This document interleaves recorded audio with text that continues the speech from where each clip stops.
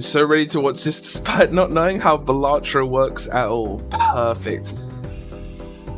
It'll certainly be faster than the Isaac Trinkets tier list. Yeah, well, I mean, that's because we never even finished that one. So but it was a good sesh. There are 150. There are 150 Jokers in Balatro. Some are good, most are bad. Fair. Okay. I mean, it's an easy start off. So the very first Joker, I'm gonna pull this up on the side as well because I want to make sure I get the names correct. Like I know them. I know what they do by looking at them, but I want to have the names correct. Yeah. Certainly. So this is 8-Ball, which I mean, I guess I should have figured. 8-Ball makes it so that when you play a hand that has 2 or more 8s in it, you will get a random planet card. And we get to start off nice and strong in the F tier. Because this is like... The only reason I would ever take this is if I'm trying to get like a sticker on this Joker in particular. Or if... Quite literally, the only reason I could think I would take this is to feel Abstract Joker. Because this is worthless. The problem with this card and generally a lot of cards that generate planets is most builds rely on one specific planet. So generating a random planet is typically like the odds are way against you, right? Yeah. Like there are 12 planets, I believe, in the game, and if you're running a build that only needs one of them, you're rolling a 1 in 12 chance. You're dedicating one of your 5 Joker slots, ignoring negatives. You're dedicating one of your 5 Joker slots and the black deck. Yeah. Blah blah blah. Playing it. You're dedicating one of your 5 Joker slots to a 1 in 12 roll when you play a very specific hand. It's just not good. Fortunately, it's about to get a revamp, but it hasn't yet. So yes, it is getting a revamp, but. I believe the revamp is when you play a hand with any 8s. It's a 1 in 4 chance for a tarot or something like that. Something like that. I don't remember. Hang on, I haven't opened the fishing game, so give me a sec. Hi, Matt. Hello. But until the revamp, it's an F tier. Valid. So what would it have to be a revamp for? What do you think? Well, I mean, I have to see it in practice. Like, I've read what it does, but until I actually play it with it in practice, I can't really give it a solid, like... Hi, Swift. Hi, Lena. Hi, Green. And Lena. Hey, Swift. Hang on, I'm just making sure the fishing game is up. Because I forgot still love the name, Lurkbait. It's so good. Alright. Abstract Joker. Abstract Joker is... I've used this Joker so many times. I don't like that it caps. I mean, okay, technically it doesn't cap if you have like a bajillion negatives. But like, I think it's a solid Joker. I think you can run it on like almost any build.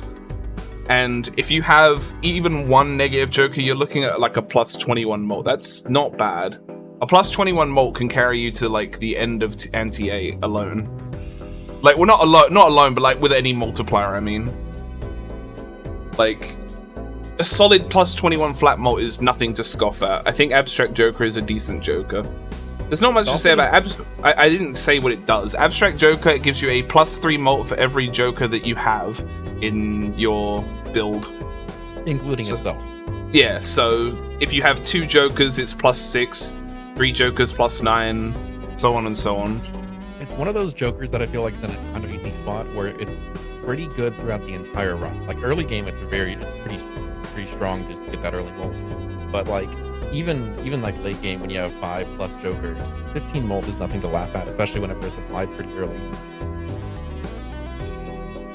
I think there's never... Most times that I see... Let me turn down this music. Most times I see Abstract Joker, if I have a slot for it, I'll pick it up.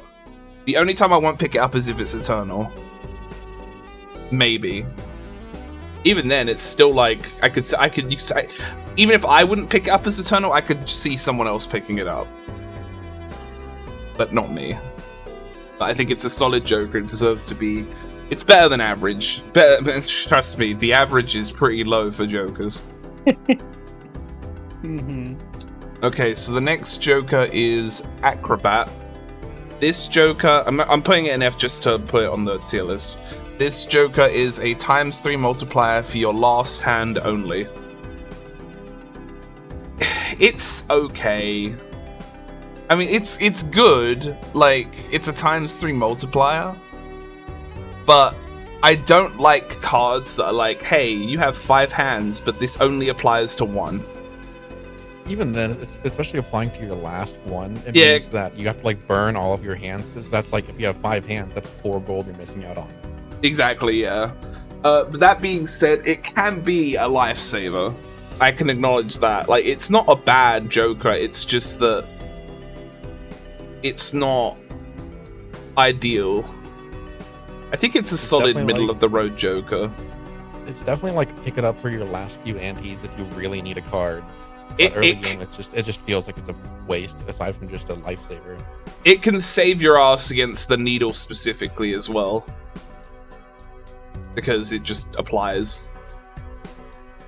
So I think it's a solid average. I wouldn't take it a lot of the time, but I think it's not a bad Joker.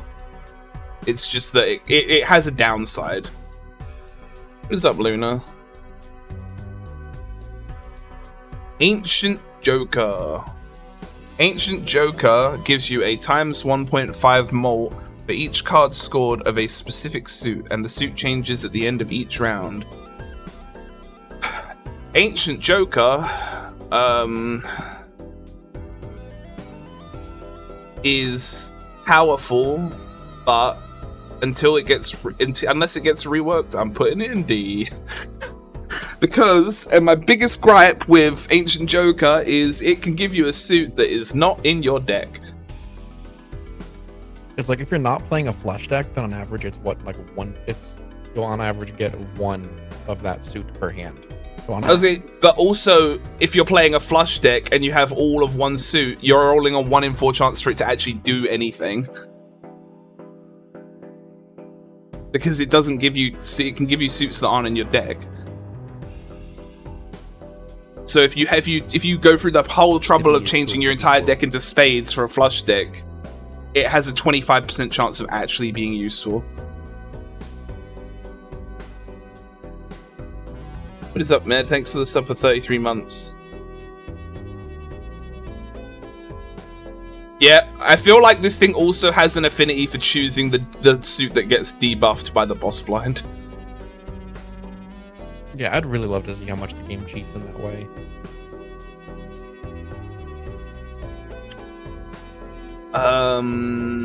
Yeah, I don't know much else to say about Ancient Joker. If it got reworked, I'd probably move it up to B, like, because then at least no matter what, it will always be useful. But as it stands, very often I find myself getting annoyed with it. Arrowhead. This one is a bit of bias. I love Arrowhead. I don't know if it's going to be B or A. Arrowhead is every spade that you play gives you plus 50 chips when it scores specifically. So if you ever play a spade flush, you're looking at a guaranteed extra 250 chips, which is a lot. I don't think it's strong enough to be A, but this is a card that when I see this, I usually will pick it up if I can. I think it's a really good. This is one of the better suit Jokers. Yeah, I mean, plus 50 chips, even if it's just 1 spade in a hand, it's still.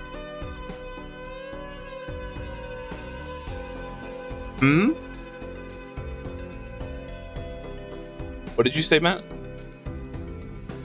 I said 50.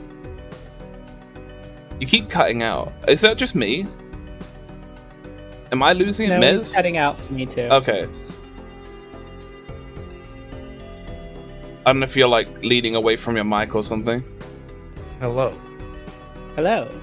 Yes, probably it's my mic. Yeah, 50 chips is a lot of chips, so like it's nothing to scoff at, even if it's just 1 spade. Yeah, it's like even playing one pair, you make pairs so much more powerful. You just need like some flat mult to compensate. Hey, look, these two go together pretty well. I do like Arrowhead more than Abstract, so I'll move it above it.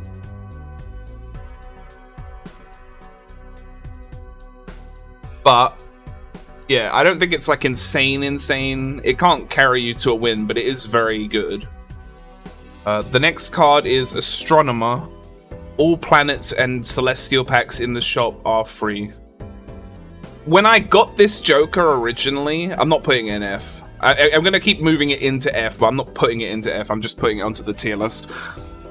When I first got this Joker, I was like, damn, that's crazy good. And then I realized most planets kind of suck. That being said, it's not bad. It's definitely a decent Joker. If I get this Joker early, I'll take it and carry it for a while, because especially in Orange Stake and Gold Stake, when packs get more expensive, this thing can be really helpful. Not to mention, it is an uncommon, which means it gets fueled by baseball card.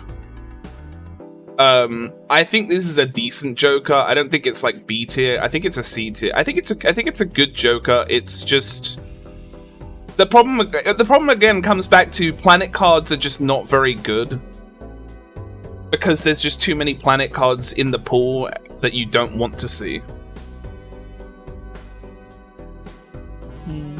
I think it's fine though. It's a decent Joker. I think I'd take it over Acrobat just because it's a bit more.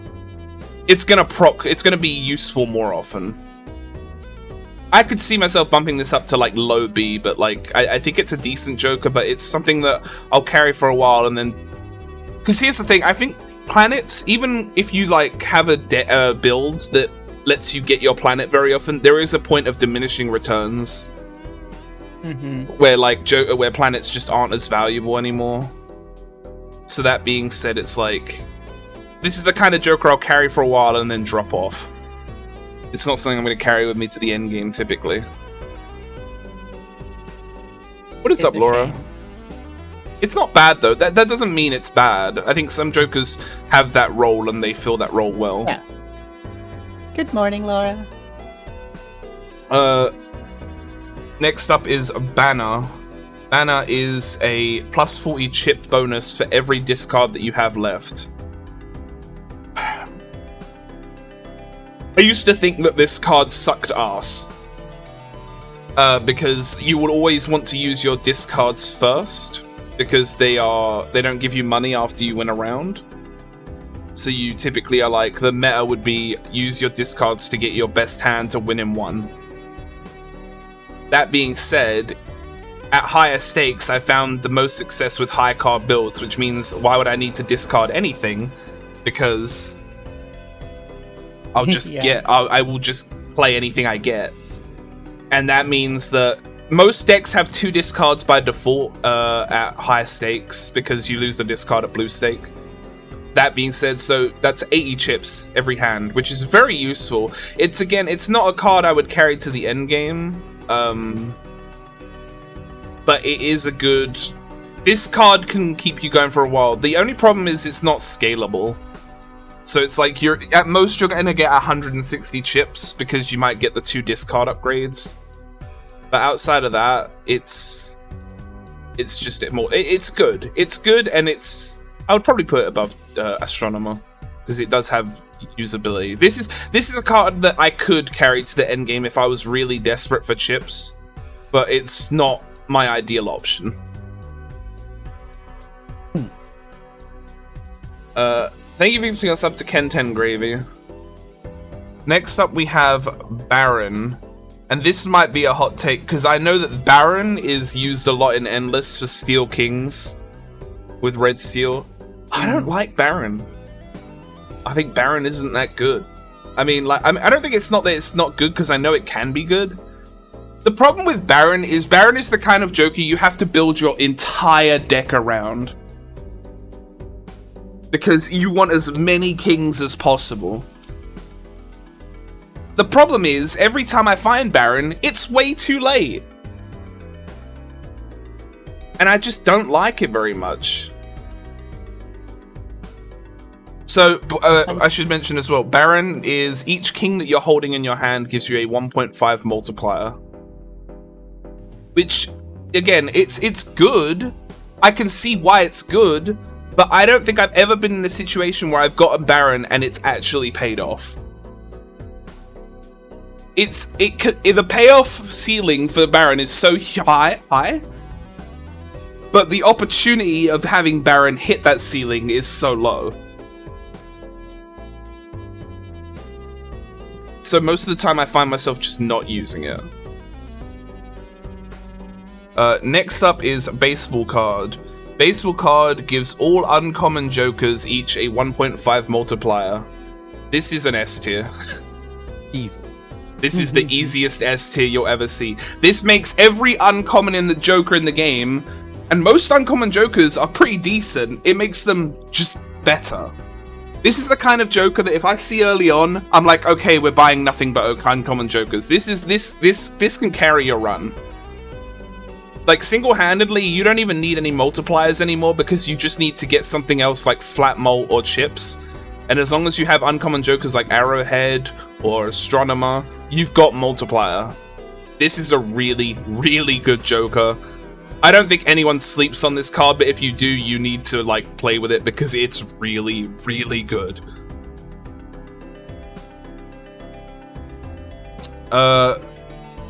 Next up is Blackboard, which is a ×3 multiplier if all cards held in hand are spades or clubs.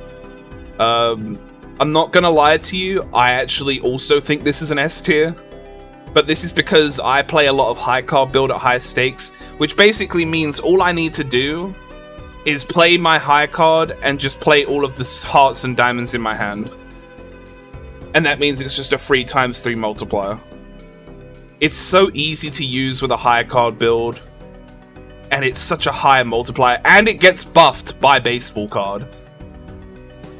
Because it is an uncommon Joker. Is real. It's a really good multiplier Joker. It's really easy to deploy when you're playing high card. If you're playing with a harder to play hand, like if you're playing with a hand that requires you playing 5 cards, it's a lot harder to activate. But I always get happy when I see this thing show up because most of the time I can make it work. And even if I can't make it work, I'm like, damn, I wish I could make this work. I think actually, you know, looking at it again, as much as I do like it, I think Baseball Card is always useful, but Blackboard is a bit more situational. So I'm going to move it down to A tier because I don't think it's as powerful as Baseball. But I do think it's a very strong multiplier that's easy to activate.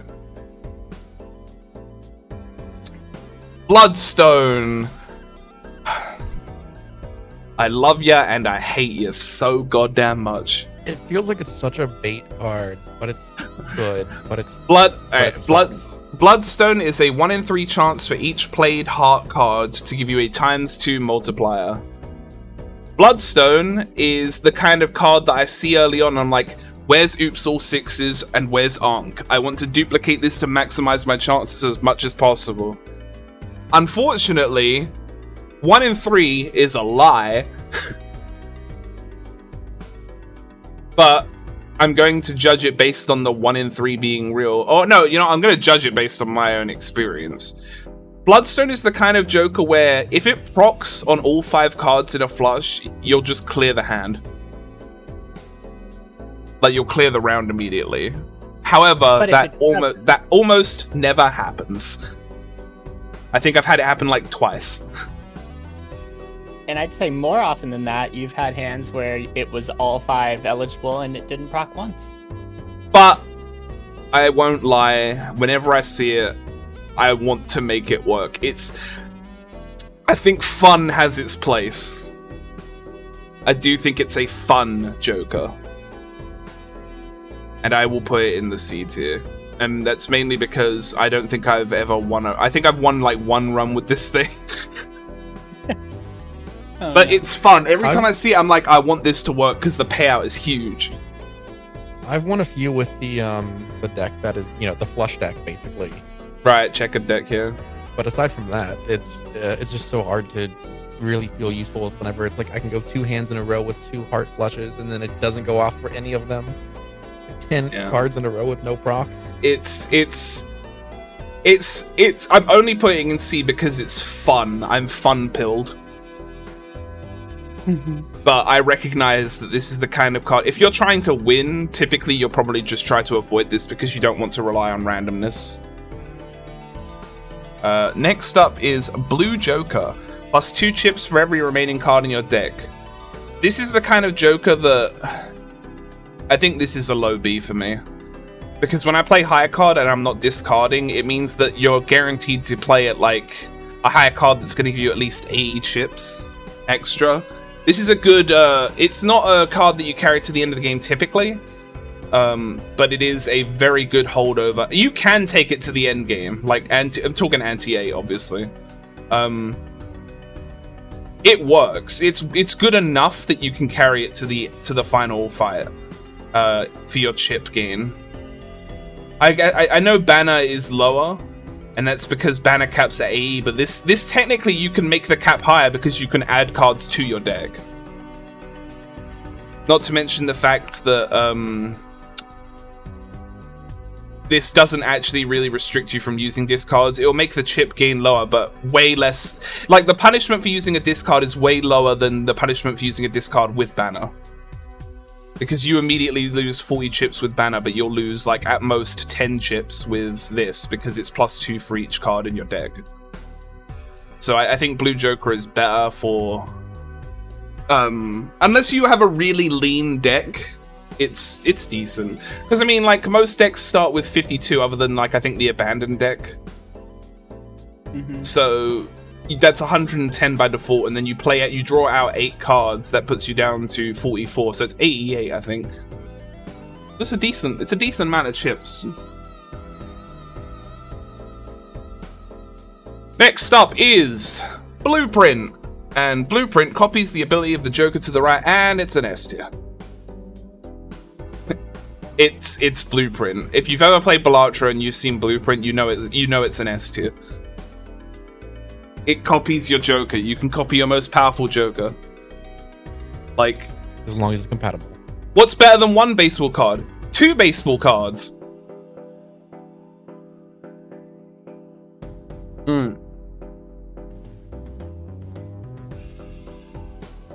It's just like... there is no build where you can't benefit from having another one of your most powerful card, as long as it's compatible. But I think the only things that aren't really compatible with Blueprint are things like round transition benefits. Like stuff like what's it called? Like a Golden Joker. Stuff like that.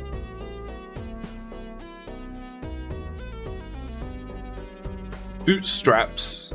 Earn earn +2 malt for every $5 you have. This is a card that is very good in a very specific type of build. However, because it's so specific, because typically you're not going to want to hold all your money.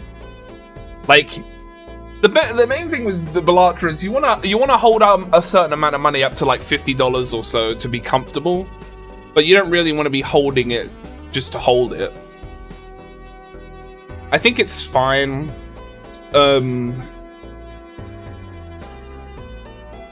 think the thing for me is, like, 2 malt for every $5 feels a little bit of a big ask. Because it's really easy to get a bunch of different Jokers that give you +2 malt for easier things. So I would say this is probably a D tier for me. And that's just because I don't think that this is a bad Joker when it pops, but the problem is having it pop means you're sacrificing the ability to spend a lot of money. And I would rather be able to spend money. Or at least to a reasonable degree. It can work though. Like, I mean, all of these Jokers can work except for 8-Ball. No one talks about 8-Ball. Brainstorm copies the ability of the leftmost Joker, and it's an S tier. Because it's just like Blueprint. Yep. It's a bit worse than Blueprint, because Blueprint can be anywhere, but Brainstorm will only copy the ability of the leftmost Joker, which means if you want to copy your multiplier, you have to make it worse by putting it on the left. But it's still basically giving you a second multiplier, so it is still an S tier. Like, it's still better. And yes, I'm going to leave it structured like this because it works perfectly. Yeah, what's better than 2 baseball cards? 3 baseball cards! In that situation, would the Brainstorm be copying the blueprint? Yeah, which then is copies copying the baseball card. it does work like that. It does copy the thing that Interesting. Blueprint's copying. Alright. Next up is Bull. Bull is sort of like Bootstraps with the money thing, but like it's plus 2 chips for every $1 you have, which is a lot easier to use than plus 2 malt for every $5. So like just having like, because typically you're going to be wanting to hold at least like roughly around $50 in my experience, which means this is always going to be like plus 100 chips in an ideal scenario. And I think this is a really good Joker. I think Bull is one of the best chip Jokers that you can get. Honestly, I think I might put it in A tier. Because the thing is, if you get Bull early as well, you can be like, okay, if I spend a little bit less money, this thing will give me a ton of extra chips.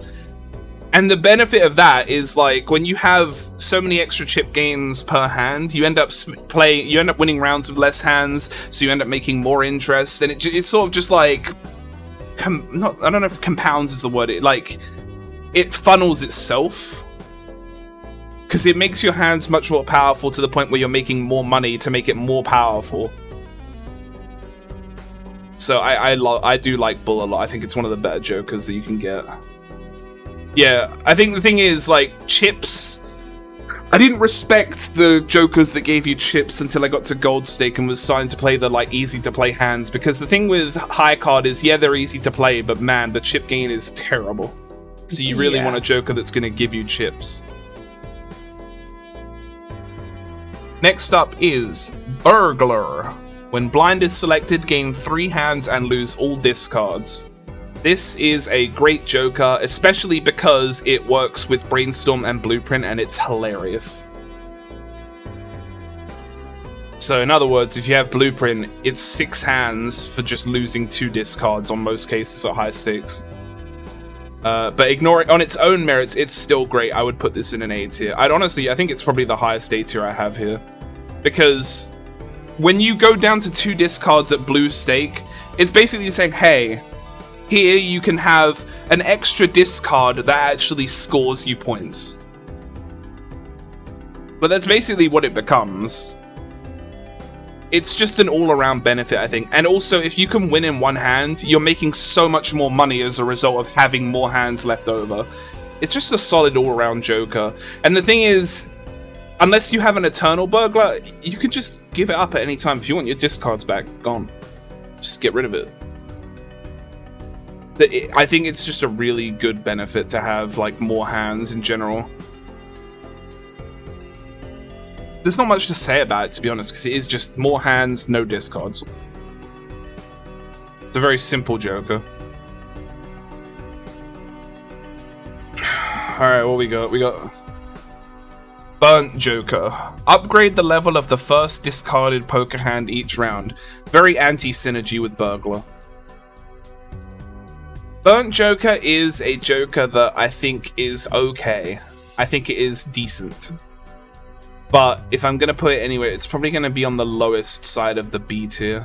Maybe even at the top of C tier, I think. Because I used to love this Joker a lot. But I think the more I play this game, the more I realize that leveling up a hand for the cost of a Joker slot just isn't really worth it. So my gut says to leave it in the C tier. It's a fun card, but it's not amazing. Like, the thing is, unlike Space Joker, this thing caps at 1 upgrade per round. And obviously Space Joker will never work, but, you know, hypothetically speaking, if Space Joker procced more reliably, it would be better than this thing. I just think that Burnt Joker is okay. It's not bad. You can carry it for a little while, but I definitely wouldn't recommend holding onto it for too long. Because like I said, I feel like with planets / hand upgrades, there's a point where it's just like, you don't really need to do that anymore. Like, once you have a high card build that has a 20 flat multiplier, do you really need 21? Like, it gets to a point where it's like, you need multipliers more than you need flat mult.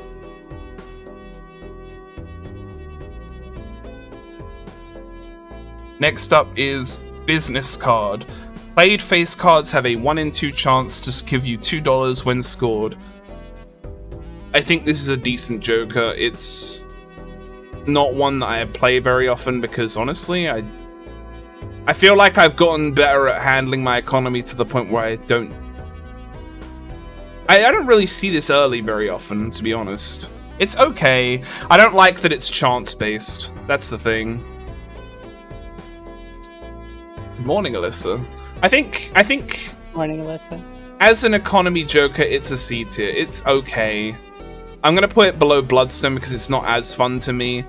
It can pop off, but it is, again, it's chance based.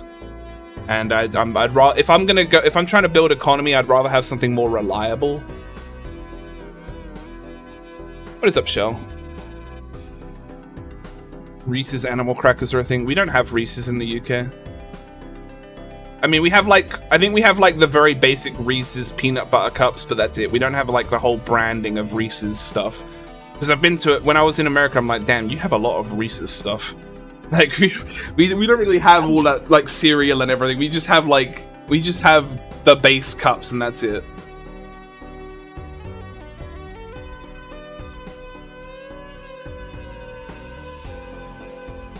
Next up is Canio. But for some reason, this image says Kano, and I'm not sure why. Why does this say Kano? It's Canio. Anyway, Canio is a legendary Joker. Canio gives you an extra ×1 multiplier for every face card that is destroyed. As far as legendary Jokers go, most of them are pretty underwhelming. I think Canio is a decent legendary Joker. If you get early, it can do a lot of work. The problem I have with Canio is, as fun as it is, I think it's fun anyway. I feel like every time I get it, the problem is card destruction is so hard to come by. Your options for card destruction are trading card, Hanged Man. Notice how I've stopped talking. That was it. There really just isn't enough in the way of card destruction to make this thing go crazy. I did have one run recently where this thing got up to an 18 multiplier because I got Pareidolia, which makes all cards face cards, and that was awesome. I do love Pareidolia. The glass cards count. If a glass card smashes, it counts, yeah. But it's a 1 in 4 chance for that to happen. The problem is it's not reliable. I'm talking in the way of reliable hand destruction. Okay. Next up is Campfire. Campfire gives you an extra 0.5 multiplier for each card that you sell, and it reverts back to a ×1 multiplier after the boss blind is defeated. This is an S tier. This might be one of the best multipliers, if not the best multiplier in the game. It's so easy to. If you get lucky enough to have liquidation in your run, clearance sale into liquidation voucher, you can literally buy a tarot card for $1, sell it. Oh, there's 0.5 multiplier for free. Boom.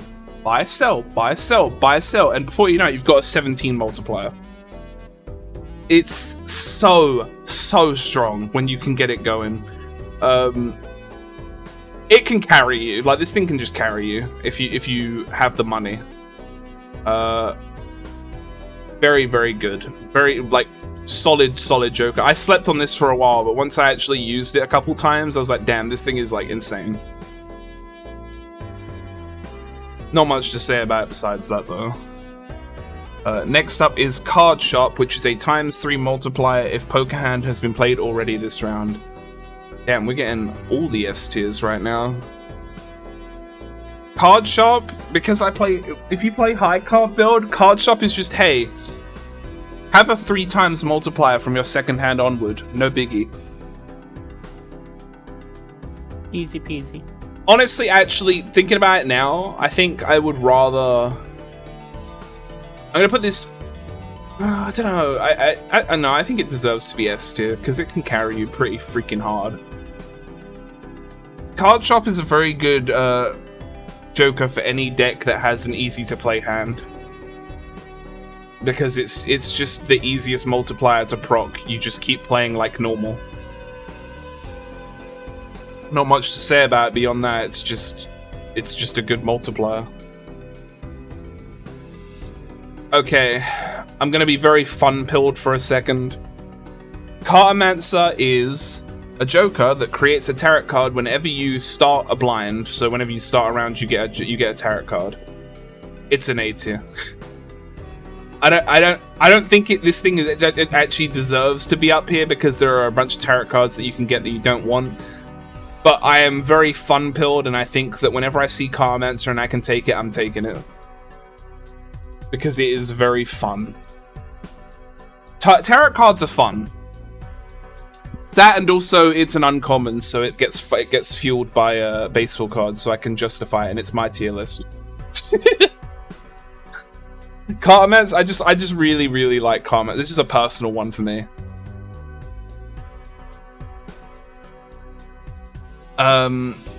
Tarot cards, yeah, like... The problem I have with tarot cards is, like, there are 4 tarot cards, one dedicated to each suit, and then there's another tarot card that is dedicated to making a wild card, and it's like, do we really need 5 tarot cards that are all based on suits? Because here's the thing, right? That's like, more, if you're making tarot cards than suits. If you're making any flush-related hand, like flush house or flush 5 or flush, that means 3 tarot cards are dead draws. It's true. Always. And if you're not doing anything flush related or suit related, then 4 tarot cards are dead draws. So even 5 with the wild card. Oh, it didn't work. Hang on.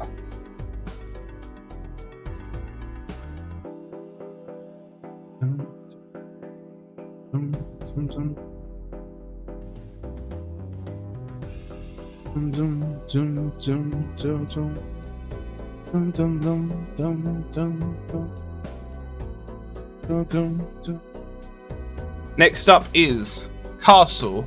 This joker gains +3 chips per discarded card for a random suit, and the suit changes every round. This is a scaling joker, which automatically puts it above a lot of other jokers. I think this one belongs...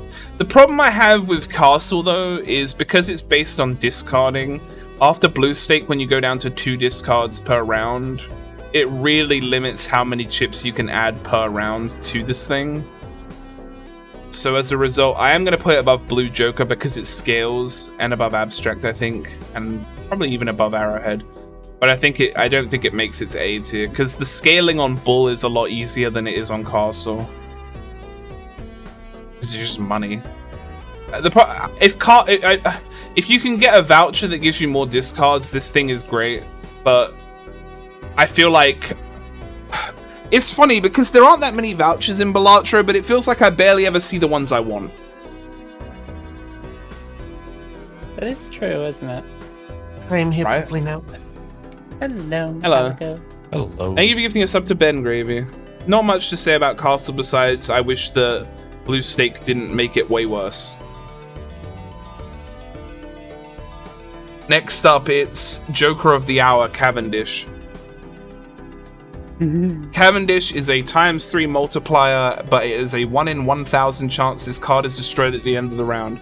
However, you also need to have broken a Gros Michel, this Joker down here, in your run for this thing to appear. Now, this thing sounds amazing, right? Like, it's just a ×3 mult. 1 in 1,000? Who's gonna hit that twice? Trust me, you think, oh, that will never happen. But then it happens to you! To twice. Twice. That being said, this joke is amazing. Yeah, let's be real. This is an S2. It's a 3x3 molt.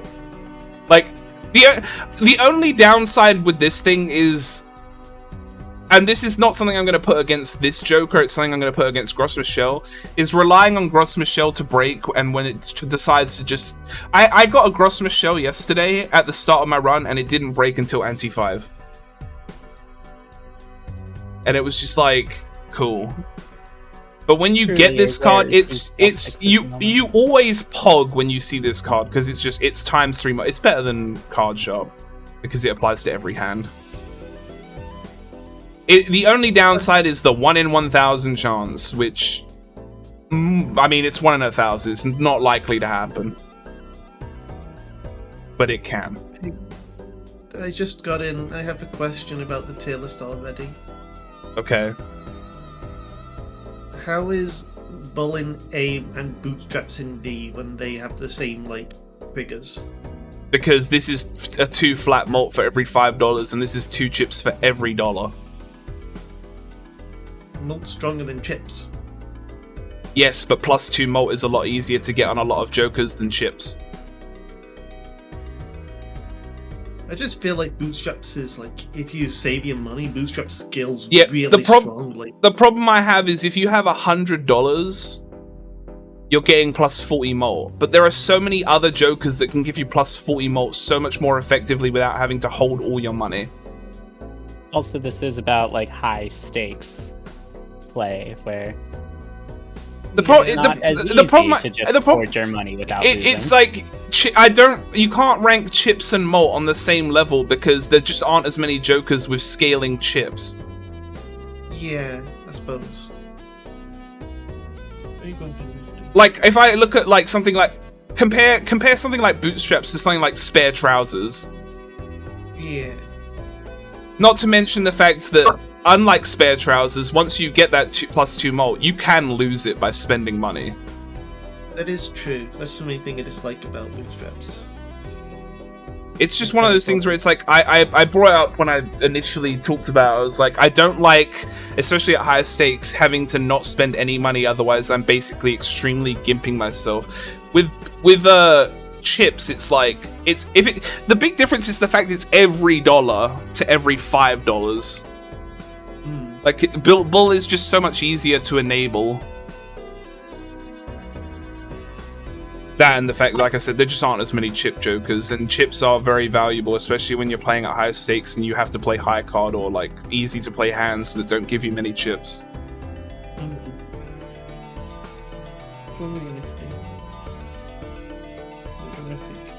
Next up is Ceremonial Dagger. When a blind is selected, destroy the Joker to the right and permanently add double its sell value to this malt. I played a run the other night and sent an image to Mez of a Ceremonial Dagger that had, like, I think it was a +154 malt. It's the stabby. That being said, this thing is like, I took it as a meme. This thing is like borderline a never take for me. I did the challenge last night for where you have the Ceremonial Dagger stuck on the left. And I got Madness, and every round I had to keep buying a Joker so that Madness didn't break. And I did win, but it was hilarious.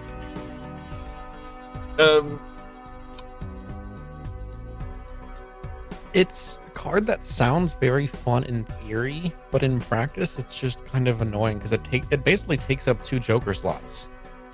Yeah, I think if this card, I don't think I've ever taken this a high stake run, like outside of a joke.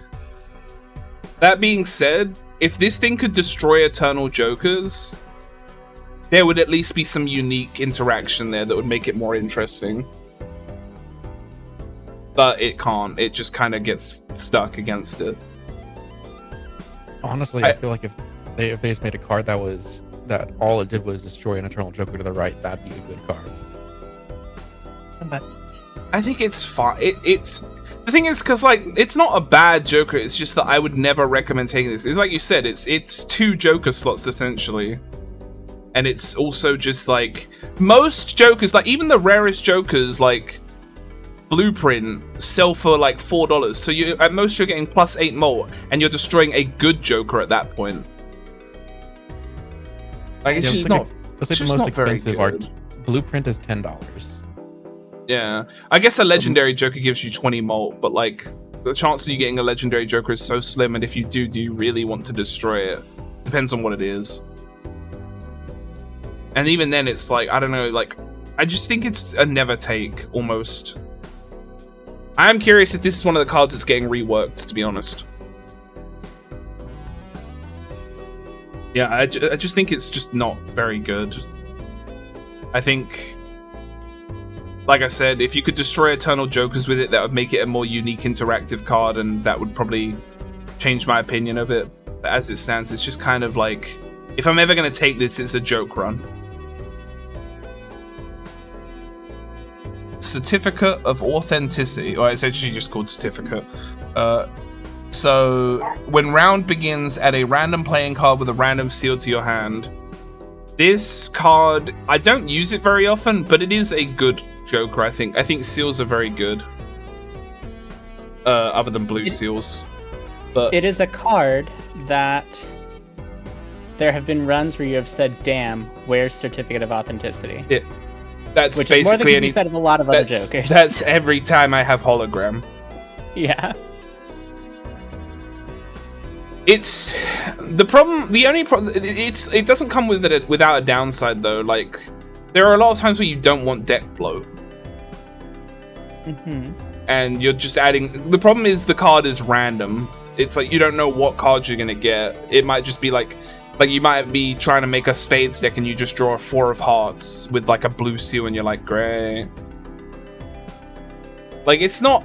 I think this is worthy of at least C, but it's the randomness again that brings it down for me. It's better than. I want to say it's probably better than honestly all of these. Maybe it's a toss up with Burnt Joker, but I think it's better because the seals are just really good. Because if you get like a red seal or a purple seal, you can, like especially red seal, you can make it steel, and then it's like a really good card. I think you have Jokers that I was gonna say, it's the kind of Joker that you hold on for a little bit, and when you get what you want out of it, you just sell it off. Yeah. There are Jokers that support synergies, and there are Jokers that make the synergy happen. Do I think Balatro is the best game ever made? Not a fucking chance. I didn't even. My review on Steam is not recommended, so don't buy it. If I play the update and my opinion changes, I will change my review. But I'm waiting for the update. The problem is me not recommending it isn't saying it's a bad game. I just don't agree with the dev's design philosophy. And the dev likes the randomness in the game and how you can... like, people seem to like the fact that you can't win every run and how randomness can just say, no, you lose. And I'm just like, I don't understand that mindset at all. But I guess that's just because it's not for me. For me, it's just, why would I play something that is unwinnable? Yeah, it like, feels like the game doesn't respect my time. Like, unless the point of the game is, like, you're not supposed to win, then it's a different story, but the point of the game is to win. Chaos the Clown. One free reroll per shot. I actually think that this Joker is better than it seems. Because the thing with this Joker is it's $4. You buy if you see this Joker in the shop and you want to reroll, you would just buy this Joker and then you get a free. You save $1. That as well. If you have a slot, you can just hold it to the next shop. Like being able to see effectively double the items in your shop is quite powerful, to be honest. Like there are so many things that you can get that enable your run further if you have the ability to see more items each round. It's really good. It's one of those cards. It's a Joker that's like you hold it until you find something that you want instead. Yeah, it's weird because it's like you look at it. I feel like, at least in my experience, I look at it and I'm like, oh, fucking Chaos the Clown. But like, it's actually a good Joker. Yeah. I feel like the only problem is with Chaos the Clown is that once you have a full set of Jokers, you can't buy it and re-roll with it. Well, that's what I mean. But, Like, early it's game, it's really powerful. that's what I'm That's saying. the Like, case it with every is the Joker kind of. once you have your 5. Well, I was gonna say that's why I said Also- before. It's like it's the kind of Joker that you pick up and you wait until you get rid of it when you get something better. Yeah. I would put this. I would put this probably above Certificate because I just think the ability to have more items seen is just good. Mhm. I don't know if I would put it above something more reliable like these, but I do think this is a good Joker. As much as I think it's weird because you see this one so often as well. At least I do. It's a good one as well. If you open a Buffoon pack and you get nothing but this guy's in there, it's like, well, it's a reroll. It's decent. I don't have much to say about it. It's just decent. It's a decent Joker. I don't know how to pronounce. No, I didn't make this tier list. Sorry. You think I went through the effort of making the tier list myself? Fuck that. I don't know how to pronounce this. Is it Chicot? Good question. Chico. I'm guessing it's Chico because it's French, apparently. Chico, a legendary Joker. This disables the effect of every boss blind. What's up, Hypnoxia?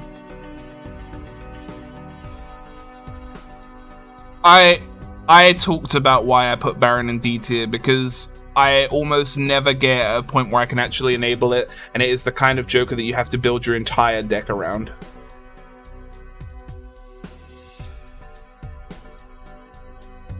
I'm not rating things based on Endless. Because I don't really play Endless. There's a lot of there's a lot of like items in Isaac that are essentially F tier, except for one interaction which makes you win the game. What's up, Cyrubius? But we'll never know, because we'll never finish our Isaac tier lists. Yeah. There's too much. One, dedicating a Joker slot to just... Well, it's rating on my own personal experience. It's just my tier list. I mean... Yeah. Chico is like... It's a Joker slot to disable a boss blind. I don't think that's legendary status at all. The thing is, I have to also consider, like, I don't want to rate it with the bias of the fact it is a legendary Joker, but I guess I kind of do have to a degree, because it's like the context of which you can receive this is you're hoping for something better. Do you think it deserves A tier? No, Okay. definitely not. This thing, it disables, like, most boss blinds aren't so bad that I want a whole Joker dedicated to removing it. The only time I can think of Chico being really helpful is disabling, like, the needle in a run where I don't have a hand strong enough.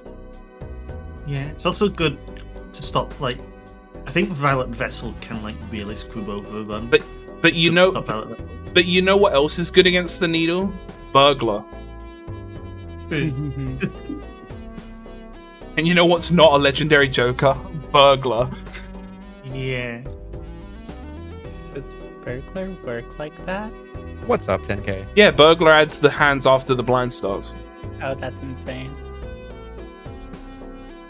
Hi, 10K. I'm rating this in the context of the fact that you open a soul card hoping for Perkio or Canio or what are the other ones? Like Yorick is whatever, but we'll get to that. I think this is the Joker I don't want to see when I open a legendary pack, probably. One of them at least. I just don't think that disabling every boss blind is worthy of... I agree, Violet Vessel can really fuck up a run, and in that scenario, this is great. But also, like, I would rather have another multiplier than just disabling Violet Vessel. Another multiplier would be enough to get past Violet Vessel most of the time.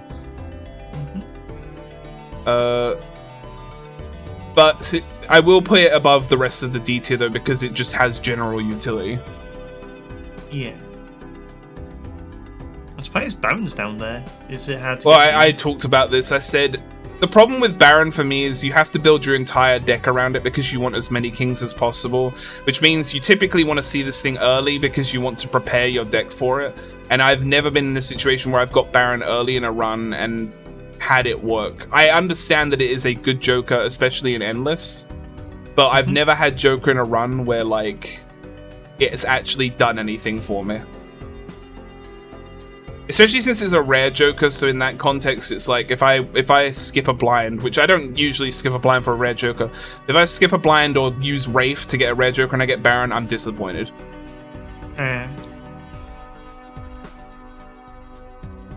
I think when I'm looking for rare Jokers, I'm looking for like Blueprint or Brainstorm or Baseball Card or Campfire. These are all better options that generally work for being blinds or being anti-A. Yeah. I love Baseball Card. Next up is the first of many of Jokers that look like this, and I don't know what they do. Clever Joker is 150 chips. How did you know that? I have the list open. Oh, okay. This is Clever Joker. It has 150 chips if played hand contains 4 of a kind. Here's the thing. If you are playing 4 of a kind, you are already scoring enough chips. Most of the time. Like, I feel like 4 of a kind by default is 60 chips. Add on the value of the 4 cards you're playing at minimum is 2, so that's 68 chips times 7 at base. You don't really need 150 extra chips with a hand like that. Yeah, that's the strong hands don't need chip Jokers. If you like building your own strong hands, you can just rely on leveling up your hand if you want more chips. Yeah, I think this is just a never take. Like, if I'm playing a 4 of a kind build, there are so many better Jokers for 4 of a kind builds than this. This isn't even something that I want early on, like, because early on I won't be able to reliably play 4 of a kind. It's just, there's never a point where this is good, or good enough to justify. The only time this is worth taking is if it's negative. That is it.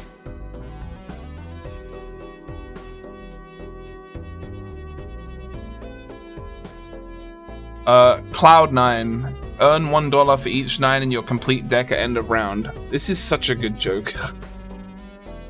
And it's uncommon. It's funneled by baseball. It's fueled by Baseball Card. It's so good. $4 guaranteed in most decks at the end of each round, and then more if you can just make more. What's not to love? This is definitely one of my favorite economy Jokers. Honestly, this is my tier list. I think I might put it up here. I think it's just because like Golden Joker is nice, right? Like it's $4 at the end of every round, but Cloud9 is $4 by default at the end of every round, and probably more if you get early and you start working with it. It's a good Joker. It's one of the better ones.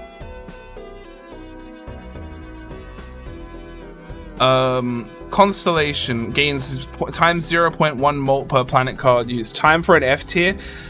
I've won multiple runs with this Joker. It's very good. Constellation is the one Joker that makes all of those shitty fucking planet cards that you don't want actually worth a damn. I like Constellation. I wish that the multiplier gain was better. I had a run the other day that had 2 polychrome Constellation. And they were at like times 10 mult, and I was just like, damn, this shit is popping off. I think Constellation is such a slow roll, though. It's just like, you know, it's going to be at least 2 antis before it gets anywhere. Constellation is definitely one that you want early, though. Like, because when you get early, you have the space for it, you can just throw it in, and by the time it gets good and you actually have joke slots, it's probably carrying its weight at that point. You just have to actually, like, invest in the planets. I think... Because the thing is, when I get Constellation, I'm more inclined to open Arcana packs and look for High Priestess. Because then it's like, oh, that's just 0.2 mole. Hey, sweet Lou. It's a Joker that's capable of changing the way you play. That's impressive. Hello, sweet Lou cutie.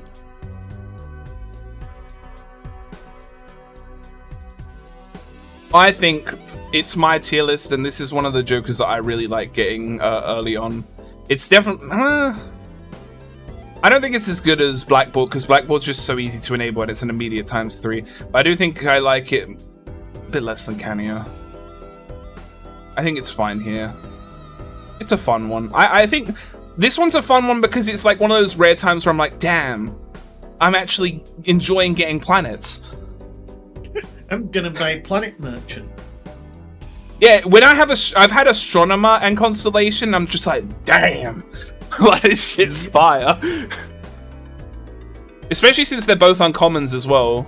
So like if you have Astronomer, Constellation, and Baseball card, you're going to the moon. The only reason I didn't put Canio higher is because there just isn't enough reliable card destruction in the game. It's not Canio's fault that Canio is B tier, it's the game's fault. Yeah, it's like if there was any more card destruction, it'd be so good. It would be like, I'd put it almost at S tier if there was more reliable card destruction. Yeah, if there was like another card like Trading Card or a couple more cards like Trading Card in the game, this would just go straight to S tier. Especially because Paradoilia exists. Like, Paradoilia makes this thing insane.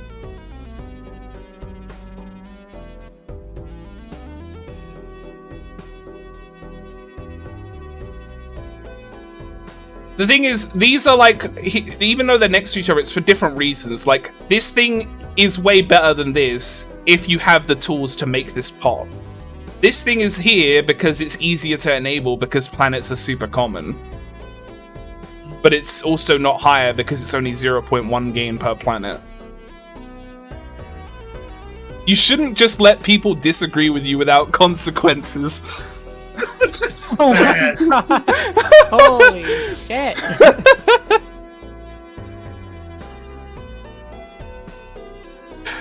Next up is Crafty Joker, plus 80 chips if played hand contains a flush.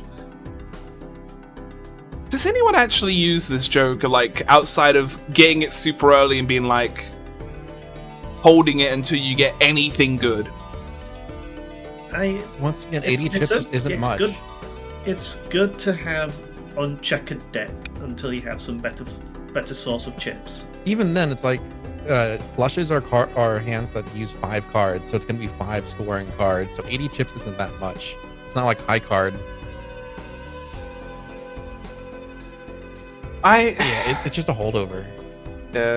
It's better than I would say it's better. I would say it's better than Clever Joker, just because Clever Joker is like on a hand that, like, because flush is only 35 times 4, so like it's a lot less chips. And if you play low card flush, this actually does have some practical use, but it's not much.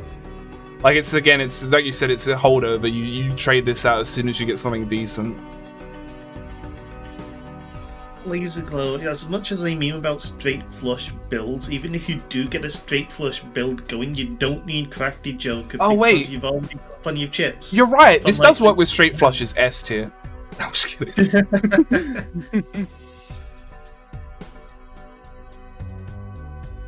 Yeah, flush is way easier to make, which makes this thing actually activate more often. Next up is Crazy Joker, which is a plus 12 mult if played hand contains a straight. It's okay. I mean, the thing, I don't like straights in this game typically because they're less reliable.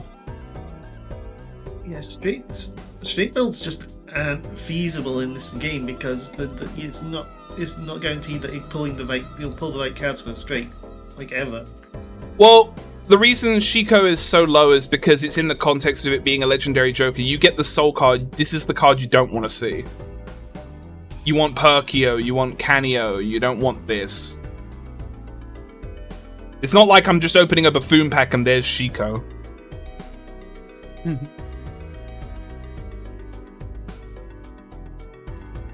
I don't even know how to build around straight decks. Like, do you just remove all the high cards and the low cards so you have all the mid cards?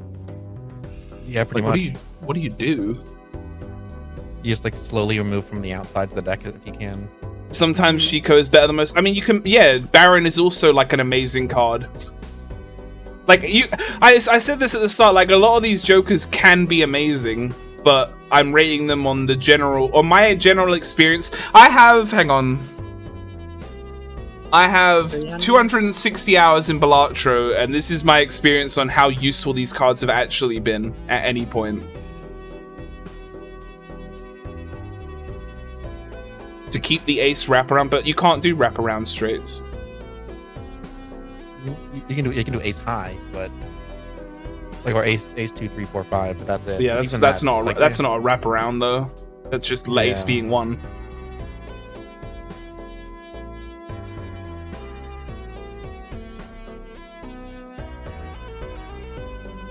They should hopefully update. I'm genuinely shocked that there is no card that does wraparound straights They should buff super precision so it does that. or shortcut. Or shortcut. I don't think shortcut needs the buff. as But much it as makes super sense with the name. It does. It does. It would be perfect.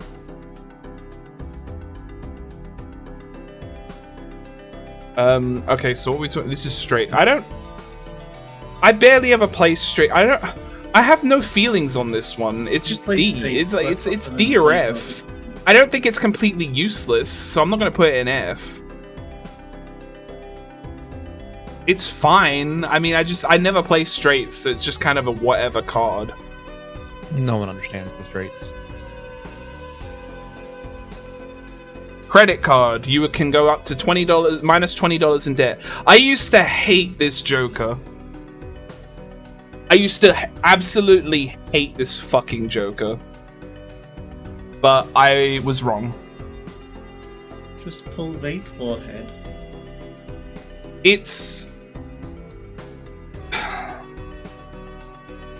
I don't hate. credit I card. think the way I would love ideally to get a credit card Joker is find a good shop with credit card in, buy credit card, buy everything, open the spectral pack in the shop, use Wraith, sell credit card. But I do think it's okay. It's not as bad as I initially felt it was. I don't think it's amazing though either. I would put it probably somewhere around here. C for credit card. I think it's probably better here. I think it's somewhere in the middle of these three.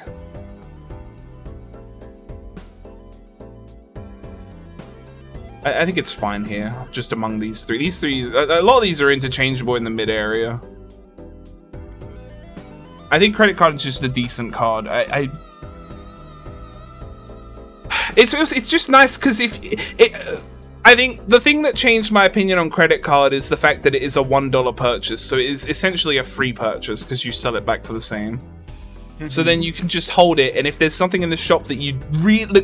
If you find a card or a Joker in your shop that would change your run, but you can't afford it, this is a lifesaver. Yeah, now you can. So I do appreciate credit card. Make sure to sell it at the right time so you can still buy it. Delayed gratification. Earn $2 per discard if no discards are used by the end of the round. I fucking hate this card. I love it at low stakes. Yeah, after blue stake, it's $4. Yeah, it's useless. It's fucking $4 to not use any discards. It's just... Even if you get the vouchers, right? Like, I mean... The thing is, you're not. If you have this before you get the vouchers, it's like why? I mean, I can see why you buy the voucher, but at the same time, it's like I'm spending $10 for the chance at another potential $2 per round, which I guess makes sense. Once I get past blue stake on a deck, I never pick this up. It's just not worth it. Like I can see the value in it, but I never take it, and this is my tier list. Any green deck enjoys it. As soon as I got gold stake on green deck, I never touched green deck again. I don't like not getting interest. I don't like... Green deck is for people that don't know how to save money.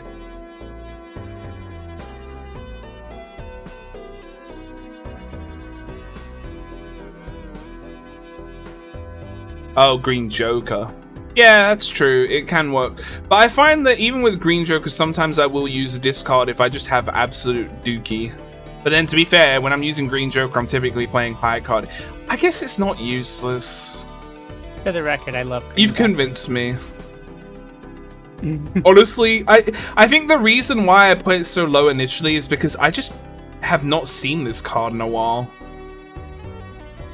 So it feels like I never take it, but now that I'm thinking more about it, I think I just don't see it.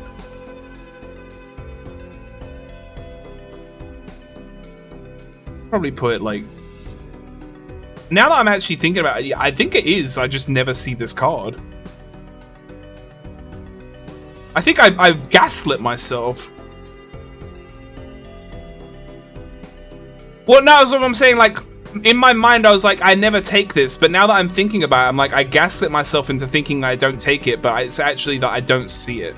So I'm changing my opinion, is what I'm saying. I never find myself using it, therefore it must be bad.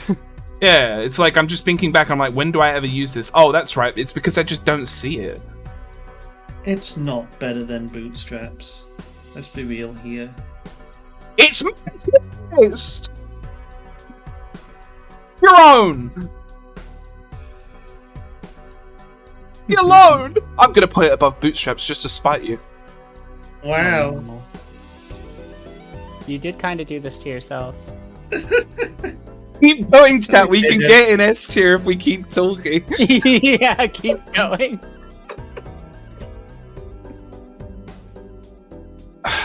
Look, Mech, I had one run where bootstraps popped off. That doesn't make it an S tier. Yeah, but it doesn't make it like shit garbage. Less than $1. Those are the kind that get you like $4. You play on Gold Stake and make bootstraps work. Because when you get to Orange Stake and packs in the shop cost $10, it sucks ass.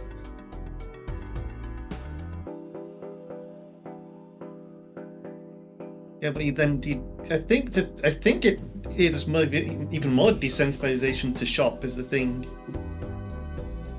Well, yeah, but then if I'm not buying packs, I'm gonna re-roll. There are so many better ways to gain malt in this game. This is not that good. The thing is, I know your argument is like, why is Bull this high? And it's because if you look down the list of jokers, there's like 5 scaling chip jokers, and there's 50 scaling malt jokers. God, you need like a one guy Twitch emote. Like, ride the bus, green joker, like fucking spare trousers. There's so many good scaling malt jokers. But then you look at the scaling chip jokers, it's like Castle, which is bad, but with only 2 discards. Bull, and fuck, I'm struggling already.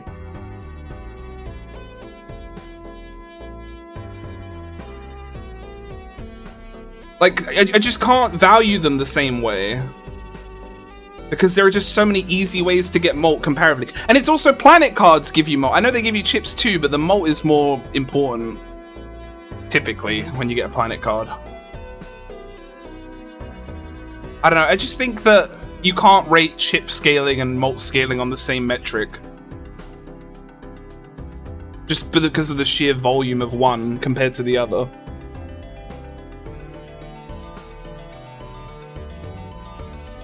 I feel like the best way to make Bootstrap pop off is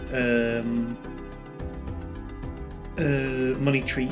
If you get both those vouchers, then you'll do incentivize that save up to like $100, which is where like that's plus 20 mult from Bootstrap.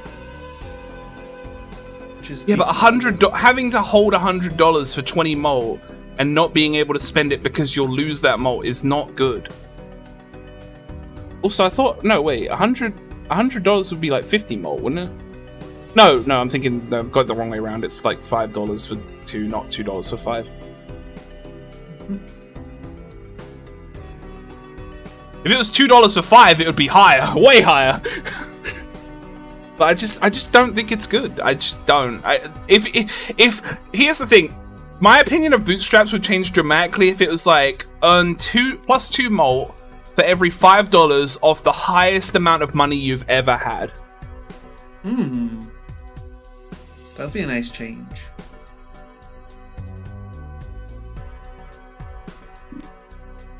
Because I think it's more detrimental long term to not spend money. Because you're missing out on buying enhancements for your deck, you're not getting more Joker rerolls. You're just missing out on so many things that you could get to improve your build more. Yeah. I see ya. I'm just. Ow! Like, my camera's not on!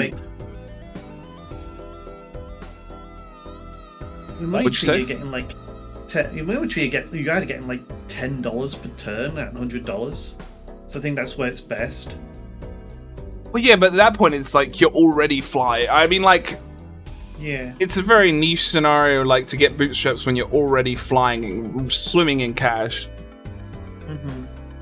I find that by the Yeah. time I get a Money Tree build, I'm already on, like, ante-9. I see. I feel like I never see Money Tree, to be honest. Do you I take do- seed money open? Yeah, I do say I see seed money, but I never get Money Tree. You know what? Yesterday was the second time I'd ever seen the upgrade of Magic Trick in the shop. Still not unlocked the upgrade of Magic Trick. It's so funny because there just aren't that many vouchers in the game, but it feels like you never see the ones you want. Hmm.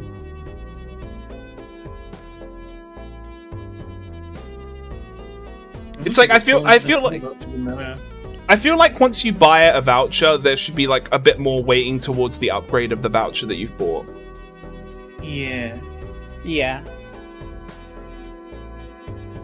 Lank.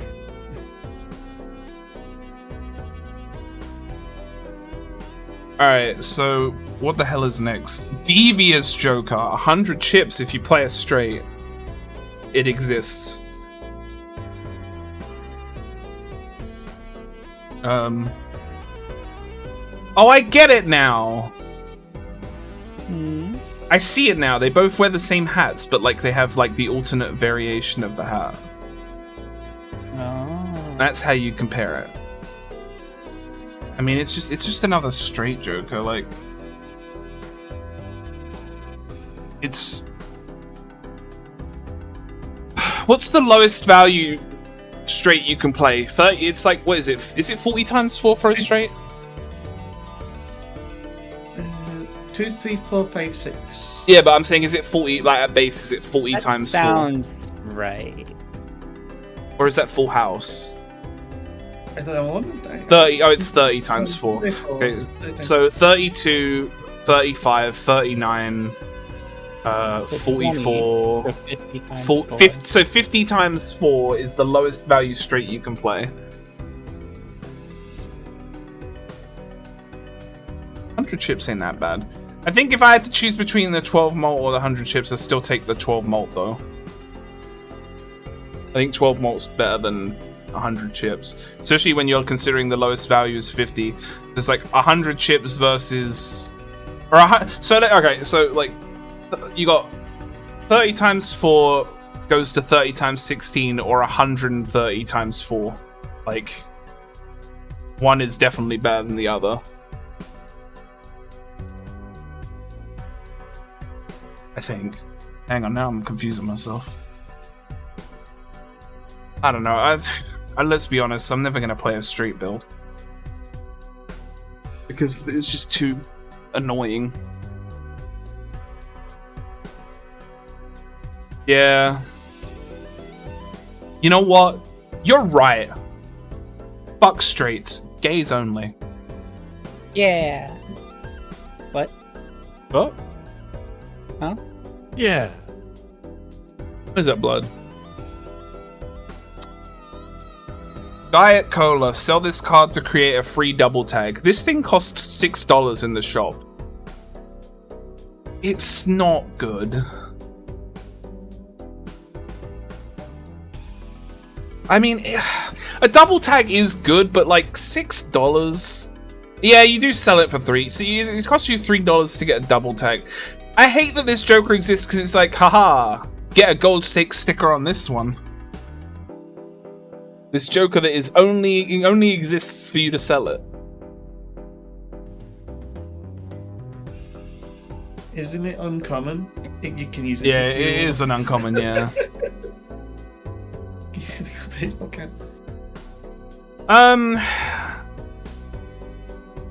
I guess the only time I would ever actually take this is if I got it in a buffoon pack and I drew crap. I don't know, because I don't like skipping blinds in general. I want more shops. That's the thing. Like, the only time I'll skip a blind is if I really need money and it's like, oh, get $1 for every hand you played. Get $45. I'm like, oh, okay.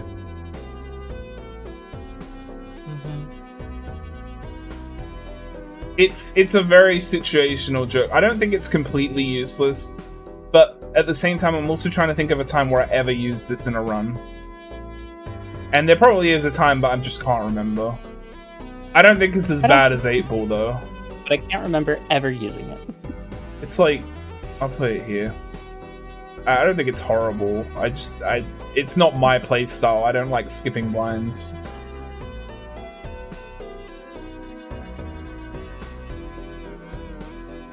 DNA.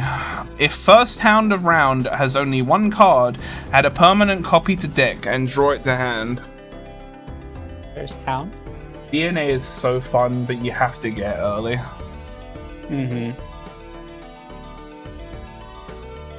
DNA is... I might put it in S just because it's fun. I think it's not bad when you use it. It's really fun if you get it early. I had a run the other day where I got it early, and actually I think it was like last night. I posted it in the Discord. I had like 20 ace of clubs. Was it like 20 lucky ace of clubs? I think it was.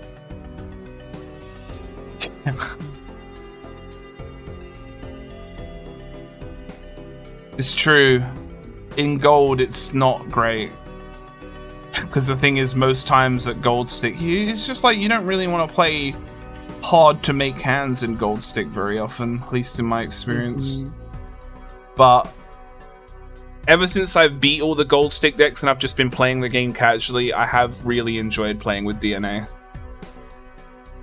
I think a good thing with DNA is... I don't really have a solid criteria for my ratings. It's just cards that I look at and I'm like, yeah, I like this one. I think a good Or thing I don't like this one. I think the good thing with DNA is that it works with like high card builds really well. And we all know that high card builds can end up being the strongest builds. I don't think it really works as well with high card builds as it does with something like Flush 5. I think it's because the thing is, with a good high card build, it doesn't matter if you play a 2. Yeah, that is true. It is good to like duplicate stuff with like seals and stuff. That could be good. Or gold cards. Yeah, it's true.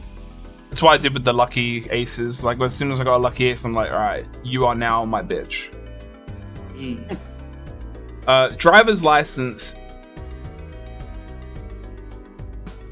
Dude, I don't know, man. Like, driver's license is such a mid multiplier. Like, it's when you get it going, it's fine. It's ×3, but like you gotta do so much work for it. Especially on high stakes with expensive Arcana packs. I should specify for the people that don't know. ×3 multiplier if you have at least 16 enhanced cards in your deck. It's fine, but there are just better multipliers out there. I would probably and the fact it doesn't scale either. Like, it's just ×3, which is not bad. It's just that it will never be better.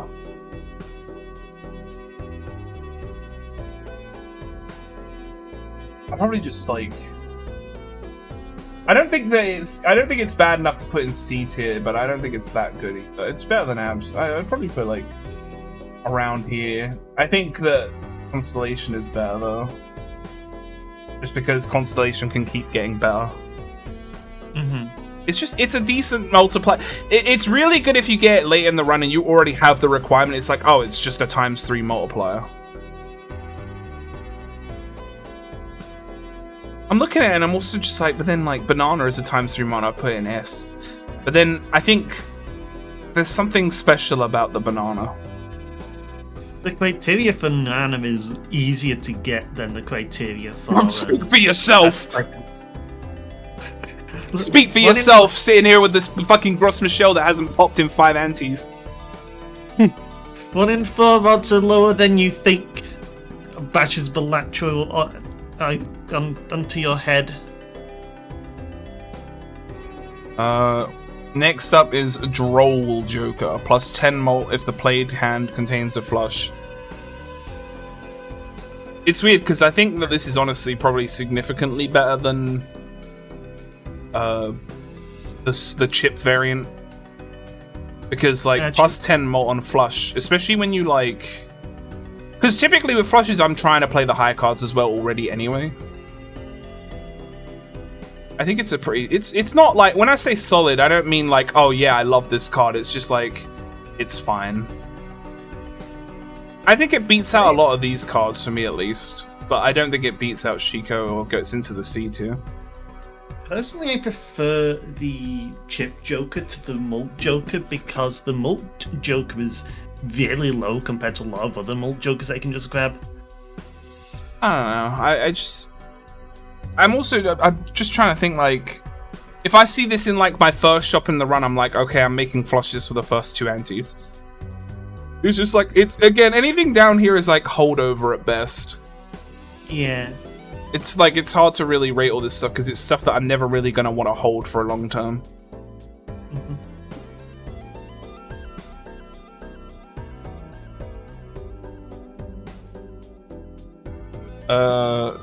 Drunkard, +1 discard. It's a discard. How do you rate that? It's a Joker slot though for a discard.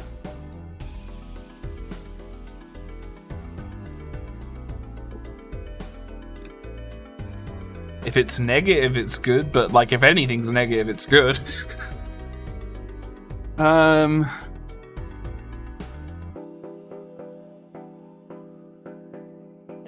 don't know how to rate.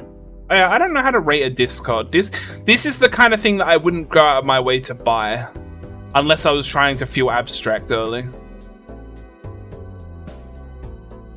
It's fine. It's just fine. It's a discard. It's a reliable tool. That's about as much as I can say about it. Like, if I get out of a buffoon pack, I'm like, sure, I'll hold it until I get something better. And it's an extra discard. Like, it's not horrible. It's not bad. It's just... yeah, it's one of those things you get and you're like, okay, I guess. But as soon as I find something that I'm actually going to score with, it's gone.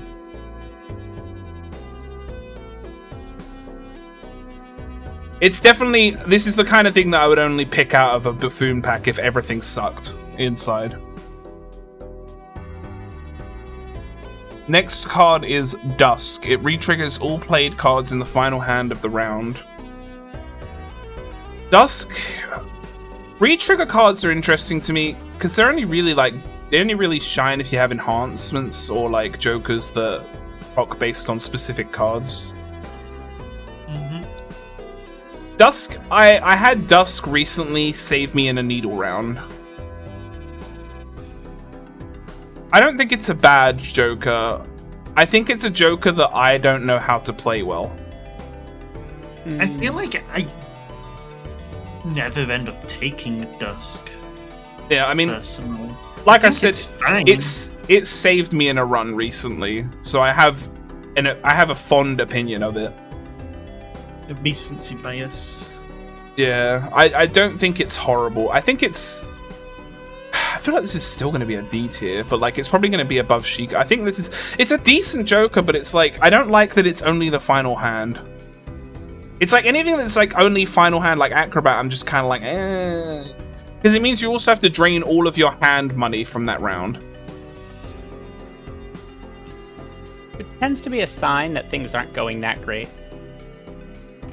I think I'm just going to put it up here, because I do think the re-trigger is nice. It can save you, I can acknowledge that. I don't think it's as good as the ×3 mult on the last hand, though. It's fine. D for Dusk. Alright. Egg. Everybody loves Egg. Egg gains $3 of sell value at the end of every round. I don't even know how to rate this, to be honest. It's just Egg.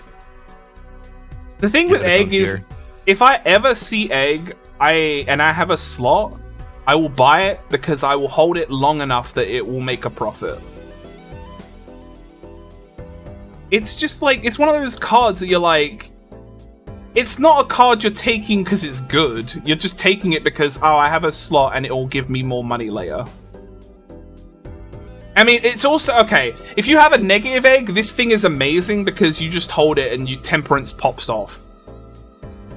Like, Egg is decent. It's not horrible.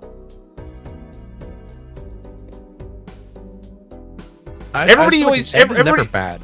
Everybody always jokes about Eternal Egg being the worst Joker, but if I had an Eternal negative Egg, that just means that Temperance is going to be $50. That's not bad.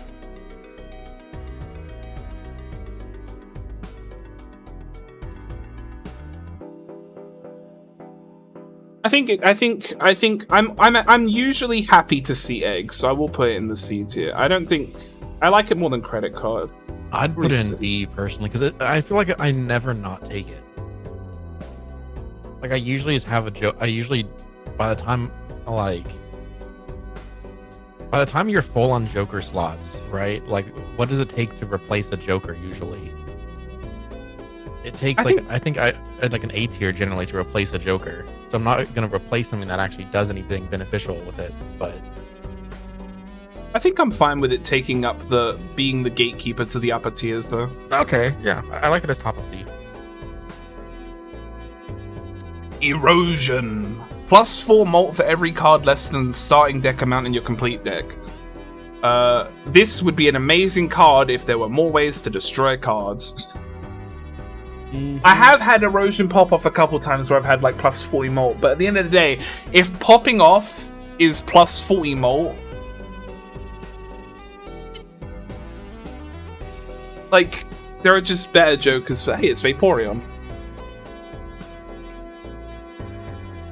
Erosion is one of those cards that every time I get, I'm like, damn, I really want to make this work, but I always end up disappointed because there just aren't enough ways to destroy cards.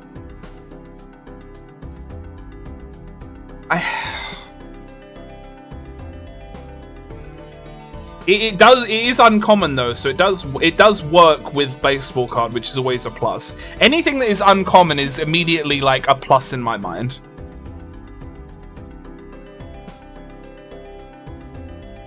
I would probably put this in C tier. I just don't know where. It'd be like around the middle here. Better than Burnt Joker for sure. I don't know about between these two though, or between these. It's in this area. I like Erosion because if I am trying to like play something specific and I have burnt cards already and I find this and it's like +20 mult, I'm taking it every time. Yeah, I think it's a decent Joker. I don't know if I'd put it higher than this.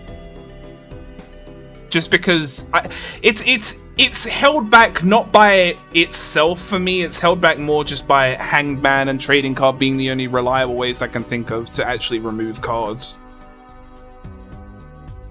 I do wish there were more ways to destroy cards. Because it would just make the game a bit more interesting, I think. It would enable a lot more. It would enable a lot more builds to be used reliably, like straight cards or straight decks. I had a good Erosion run once, but only once.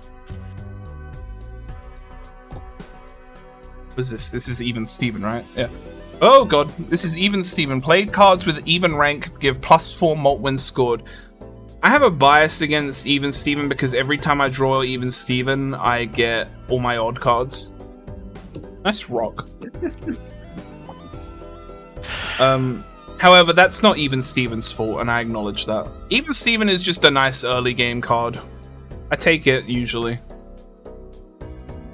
I'd probably put it in the low C, because I think whenever I see this, I take this, because it's just an easy mult gain early on. But it doesn't last long. I don't hold on to it for a long time. Probably better than Bloodstone. I don't know if I want to put it above Astronomer, because I definitely don't think it's better than Banner. It's fine. I think Even Steven is just a fine Joker that you end up trading out for something better. What's your opinion on Faceless... Hang on, let me read it first. Faceless Joker. Earn $5 if 3 or more face cards are discarded at the same time. What are your opinions on Faceless Joker? Me? Yeah. I only take it I've got Ride the Bus. I used to hate this Joker. I thought this Joker was crap. But I have come around on it. I think it's pretty good.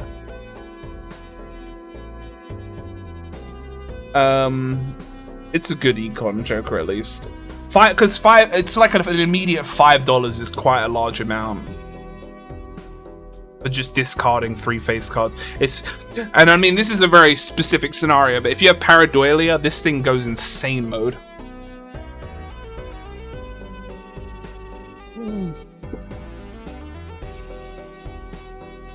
I think everyone. Huh? I just stretched, so everyone remember to stretch. No. I don't. I think that watch just made a noise. Had like a beeping. What noise? That was weird. That might have been my microphone. I'm playing the Team Fortress, and I built a sentry that goes. I think I like Faceless Joker. I mean, yeah, but like, I feel like there are a lot of times when you can make a bad scenario for a lot of these Jokers. Yeah. Like, oh, I got Astronomer and didn't get a Celestial pack for like 6 rounds in a row. Which has happened. I think it's a decent Joker. I don't think it's as good as Egg. I'll put it like here, I think. I like it. I think it's a lot of money to get for 1 discard. If it was like $3, I'd probably never take it, but $5 is a lot for 1 discard, and if you end up using it twice, that's like $10. And by like, I mean it is $10.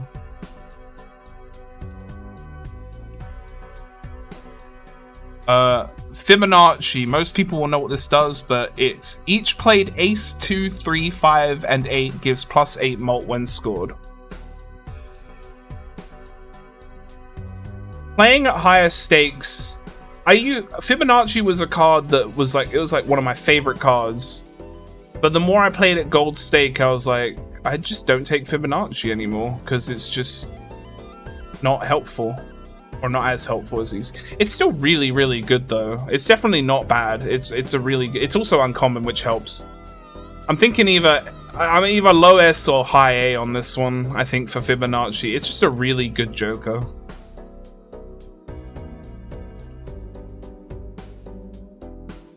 I think I'll give it I think it's better than DNA. I think if Fibonacci is just, it's one of those Jokers that you always see and you're like, I'm taking that. It's one of those Jokers that you see Eternal and you're like, I'm okay with this. I feel like, you can't say that about a lot of Jokers, so I think that's good. That is true. DNAS is a fraud, I agree, but I'm fun-pilled and I think it's a fun card. Cartomancer being A tier is also me being fun-pilled.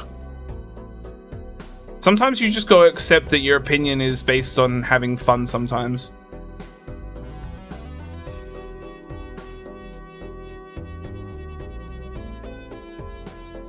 I don't have much to say about Fibonacci. The only thing it's weird because it's like this game has trained me to be like, oh, it can only be +40 mult. It's capped, it's bad. But +40 mult is +40 mult. It's like a lot. I'm not sure why Four Fingers is next, because that's not alphabetical order. But I guess Four Fingers is next. Four Fingers, all flushes and straights can be made with 4 cards. This is I never take this. I hate this card. This is like, this card is a trick, right? Like, oh yeah, you can make straights and flushes with 4 cards. Yeah, great, and I'll score less in the process. I don't like Four Fingers. Have you tried its like weird synergy in making flush houses and straight flushes? I know of it, yeah. I just don't like that. Like, it feels like, hey, use a Joker slot to make lower scoring hands. Like, because this thing, it's just a Joker slot that I just don't want to use for something like this. Yeah, see, I get that. It is something you can use with Square Joker, but and I know this is technically personal bias, I don't think I've ever had these two in the same run. And I know that that's irrelevant, but it is also my tier list of my own experience. And if I've never had them together, that shows to me that it's so rare that I shouldn't consider that enough of a reason to bump it. Mm-hmm.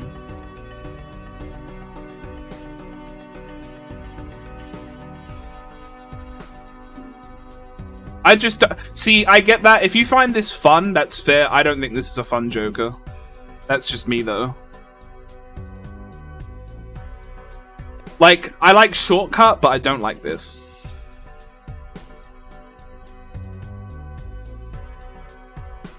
I think Four Fingers and Shortcut should just be the same Joker, honestly. And yeah, you could argue, oh, that might be a little bit powerful. So what? Make something powerful. Who cares? Straights need it. No one plays straights. They need buffs.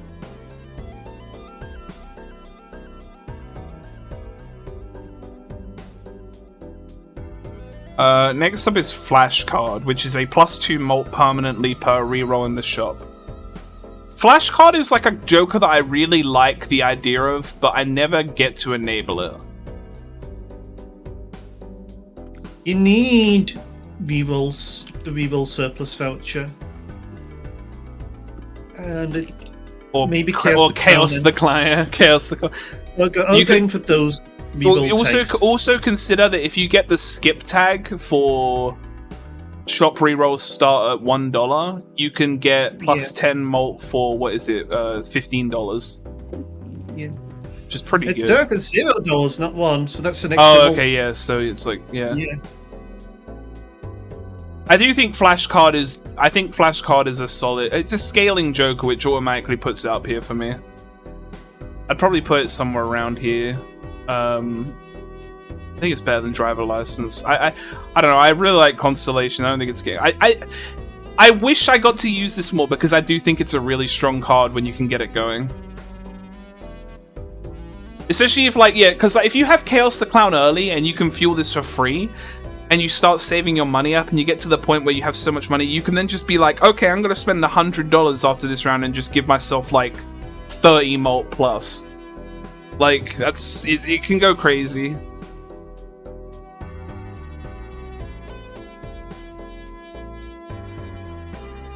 Flower Pot. ×3 mult if played hand, has a scoring diamond card, club card, heart card, and spade card. I don't know if this is a hot take, but I think wild card should proc this. Hard agree.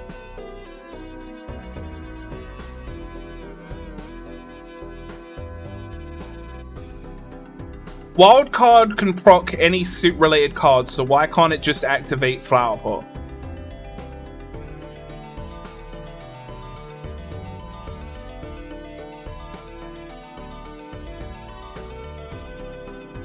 I think wild cards honestly need the buff as well, to be fair. Like, I don't know, like... The fact that wild cards get disabled with any suit-related boss blind is... rough. Mm-hmm. It even disables the wild card out of the wild card, which is fucking bullshit.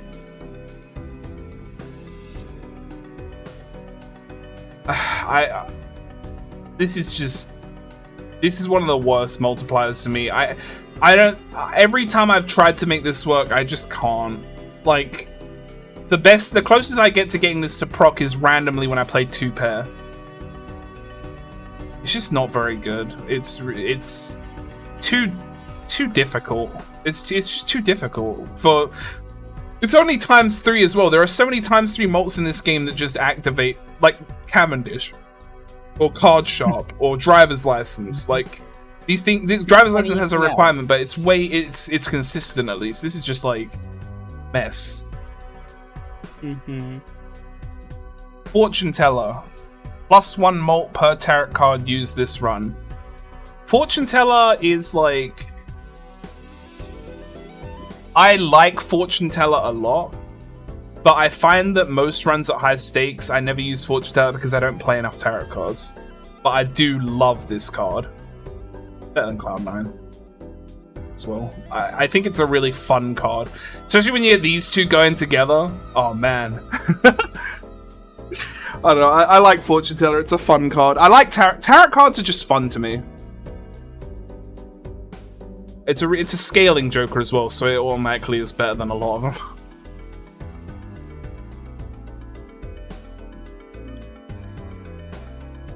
I had a run the other day where I had a Fortune Teller that was plus 114 mult. Also, if you have Perkio and Blueprint or something in your run, man, you can generate so many tarot cards, it goes crazy. Next up is gift card. Adds $1 to the sell value of every Joker and consumable card. I didn't know it added $1 to the consumable cards as well. At the end of a round. Wait, that would go crazy with Perkio. But, I mean, I've never... gift card is like... The only thing I can say good about gift card is, hey, it's an uncommon. That's all I got for you. I guess it's... Certainly something. It is, if you have... In the situation, you have 4 Jokers and an empty slot. And you hold this for a while, right? And then you sell it for your 5th Joker. You've permanently raised the value of Temperance. That being said, I've never done this. But it is something you can do, right? I recognize that. No idea what you're talking about, but... It's just based on my own experience of playing the game for like 260 hours or so. I promised that I'd do a tier list of all the Jokers if I got $200 to cover the cost of my new chair, and Gravy generously gave me a bunch of money, so I'm doing the tier list. Thanks, Gravy. I don't think it should go with... I don't think it's good enough. I just don't think it's good enough. I understand why, because you can sell the gift card for more if you hold it long enough. I don't know. I feel like the only time I ever take gift card is like right at the start of the run where it's not buffing anything, because I just don't ever see it at a point where maybe I'm wrong on this one. Gift card is such a weird one. It's not horrible, right? Like, it's not a bad... It's deceptively good, I think. Like, you read it and you're like, this isn't very good, but then you think about what you can synergize it with and it gets better. I'm leaning towards, like, probably either the top of D or the bottom of C on this one.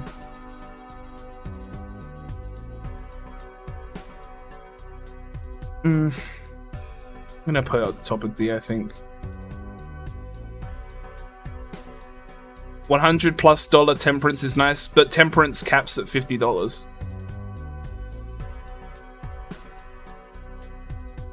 Oh, jeez.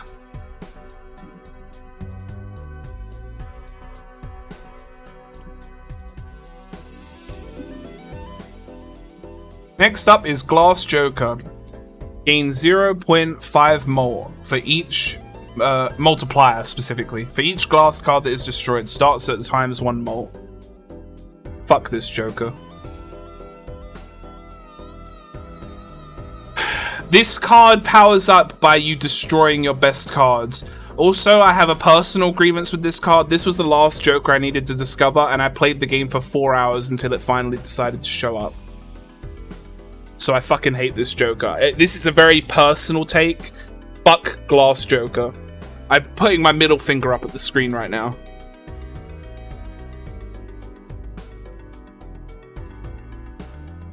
Like I said, this is a very personal one for me. Fuck this one.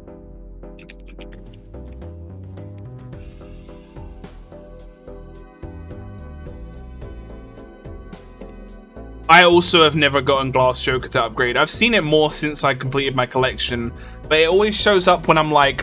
it will show up when I have 1 glass card in my deck, and I'm just like... No.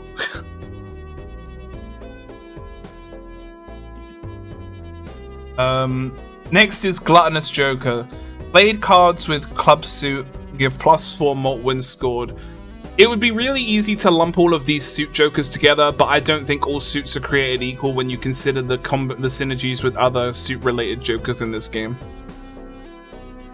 For instance, clubs specifically also have, where is it? Onyx Agate over here, yeah.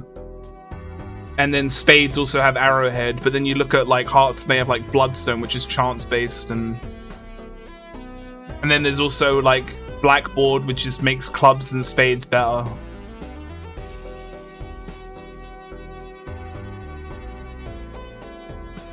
Oops. I don't think this, like I said, this one, if you think this is C tier, I respect it. It is only here because I fucking hate this Joker for personal reasons. What is up, Zoe?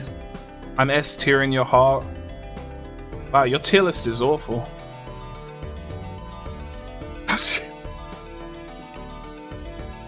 Oh wow, someone found Navi already. Or Navi. Navi got stuck in the lake doing an ocarina dive. Baron is a Joker that I acknowledge is really, really good, but I've never, in my time playing this game, had it actually pay off. So for me, it doesn't work. I mean, not for me, it doesn't work, but for me, I've never been able to get it to work. Because you have to build like your whole deck around Baron. I recognize it's a good Joker, but I don't personally like it because I've never been able to actually use it. And since it is my personal tier list, it's going to be low. Like, I mean, this can all change. I'm still playing the game casually. Like, I'm doing all the challenges right now, slowly off stream. If I end up getting an amazing run with Baron, my opinion might change, but it hasn't happened yet. Anyway, Gluttonous Joker. I'm sort of just kind of... I don't know, like, because it's only +4 malt per club. Like, at most, you're only getting +20 malt, which isn't horrible. It's nothing to scoff at, but there are way better Jokers, like, for that. I think it sits in, like, probably low C for me. Because it's a reliable malt income, right? Like, it's not bad. Probably better than Business Card, Bloodstone, around here. I think even Steven is easier to proc because you have... Well, let's see, you have, like, 13 clubs in a deck, and then you have, like, 2, 4, 6, 8, 10. That's, like, 4 of each. It's, like, 40? No. 20. Maybe 20, yeah. 20 cards versus the 13, so it does proc more consistently. But I think it's good around here. Yeah. Golden Joker. It's just a $4 benefit at the end of each round, no strings attached. It's just good. I think it's better than Faces just because it's more consistent. It's just a solid econ Joker. I get early on, I hold it for like a couple antes, I sell it off, and I've made like $50 off it or something. It's not bad. $30 to $50, depends on how long I hold it. If Cloud9 is A, I think Golden can be B. Yeah, but Golden is capped at $4 forever. Cloud9, if you build around it, you can be getting like $20 a round. It can go nuts. I recognize why, but also I like Cloud9 as a card that if I get early, I'm like, okay, this is a 9s run now. Whereas if I get Golden Joker, it's like, okay, I get some money until I sell it. It is, but again, it is my tier list, and if I think something is fun, I'm going to rate it higher, and I do think Cloud9 is fun because it gives me a direction for my run, whereas Golden Joker is just, here's some money. It really just depends on how I'm feeling. Make your own tier list. I'm not being rude about it. I do respect the opinion. I know. Golden Ticket. Played gold cards, earned $3 when scored. I don't think I have ever used this. I bought this once to discover it, and I've never used it since. I recognize the value in it, but also it's a Joker slot, so I don't recognize the value in it. It's just, I don't think I've ever used it. I've never used it. Because you have to have a bunch of gold cards for it to show up, right?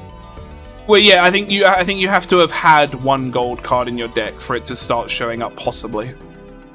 Okay, that's not that bad, but like... Yeah, but you almost never see it. Because the thing is, yeah, you can unlock the criteria, but there's no weight on it. Like, For instance, I can put 20 lucky cards in my deck and Lucky Cat will just never show up. True. Very true. Hiker is F and I regret nothing, that's fair.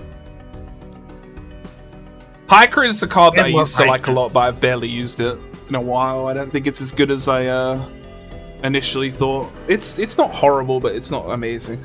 Thanks for gifting a sub to Quote, Gravy.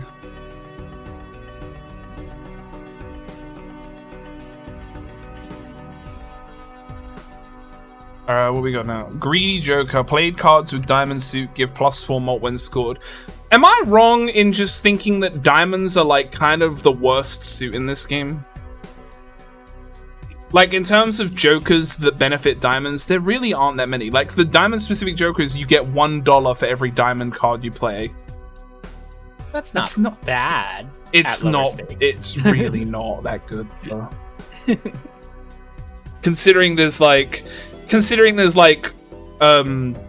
business card, which is 1 in 2 chance for a face card to give you $2, or like reserve parking, which is like a 1 in 2 chance for a face card that you're holding to give you $2, or just having a gold card is $3 for holding it.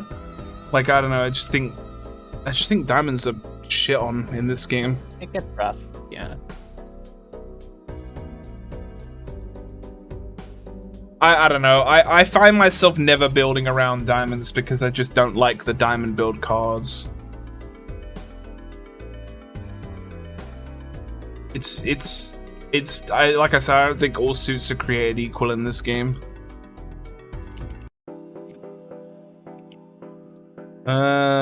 It's hard because like at the same time I'm also like I recognize that it is the same. It's weird, right? Like, at the end of the day, if I got either of these at the start of the run, I'd have the same chance of buying them, though. Yeah. It's a weird thing to rank. Green Joker, this is an S tier. Like, I used to hate Green Joker, and then I realized, oh hey, Green Joker is actually kind of nigh. It's literally just Green Joker is +1 mult per hand played, -1 per discard. If you're playing any hand that is easy to play, it is just free fucking mult. And by the time you get to the end of your run, it's going to be +50 mult. Yeah, I didn't realize you'd gotten so in love with it that it'd be S tier, but I guess all the high card gameplay is really it's not even that I'm in love with it, it's just that it's that good. It's just that good. It's just so good. Like, I can't ignore... Even if I hated this card, I can't ignore how good it is. Yeah, the only downside is if you get this thing in, like, anti-4, you're not buying it. But it's so good that I have to rate it S tier, because this is just one of the carry cards.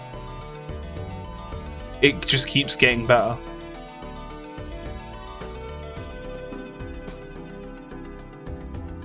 Yeah, but also every time I see Green Joker, I'm like, Pog, this run has a chance. So to me, that's S tier. If I'm playing on Gold Stake and I go, Pog, this run has a chance, immediate S tier.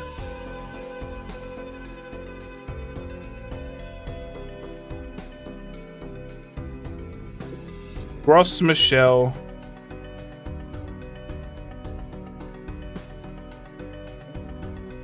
Gross Michelle is a hard one to rate because it's a Joker that you want to lose. Mm-hmm.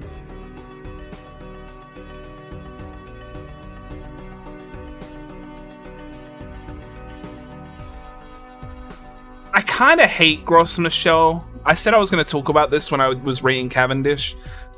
I hate Gross Michelle because I found myself in many situations where I get Gross Michelle at the start of the run. I want it to pop early on so I don't get attached to it. It doesn't pop, and I don't get any other scoring Jokers. And then at the pivotal moment where I need it most, it pops. I don't get Cavendish, and then the run is lost. I fucking hate Gross Michelle, and I didn't let it affect my Cavendish rating. But man, I fucking hate this card. But that I don't is the truth of it. I don't hate it enough to put it in F tier or anything though. I think it's plus 15 mole. I can't rate it low just because I hate my situations with it. I have to put the respect on the 15 mole. It's still good. Exactly, yeah. 50 plus 15 is plus 15. Like, it's just good. Like, it can carry you through the first 2 or 3 antes alone. You have good draws.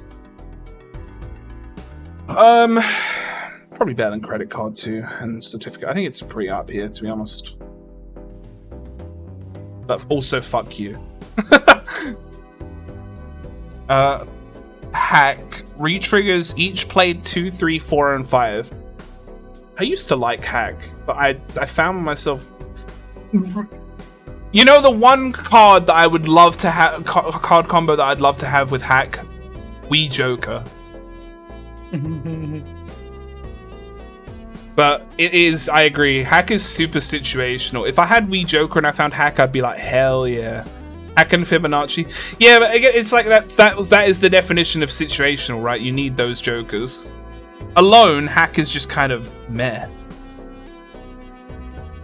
I think I would still put it, I think I'd put it down here. Like, because this is another re-trigger card, but it's also... This one's probably better because it'll re-trigger multiple times in a round. But on its own merits, Hack isn't that good. I respect it. If I have like a card it works well with, I'll bump it up to like B tier probably. But like on its own, it's just kind of... Yeah.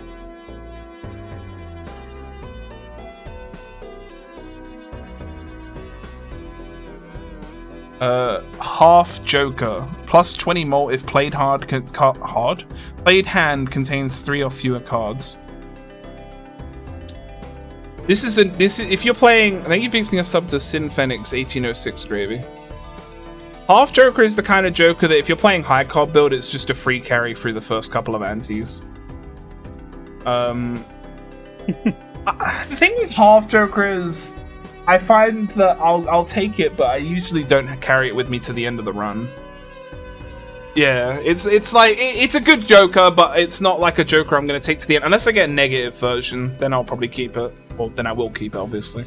But I think it's still it's got to be above Banana. It's plus 20 without the worry of losing it.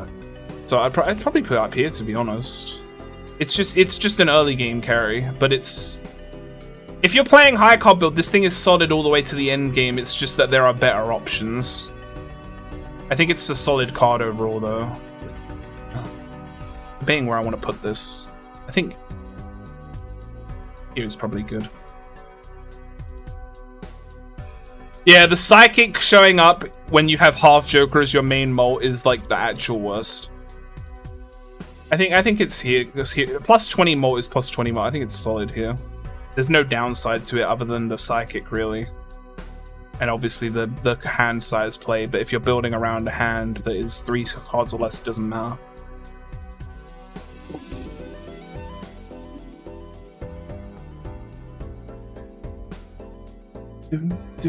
Hallucination! When any booster pack is opened, there is a 1 in 2 chance of creating a random tarot card. I want to like this card, I really do.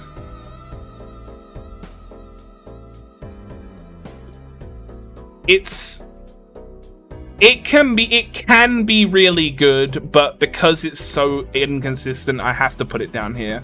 But I would put it probably here. I think it's not better than Shiko, but it is better than these guys, I think. Like, the chance to get tarot cards can be very, very powerful.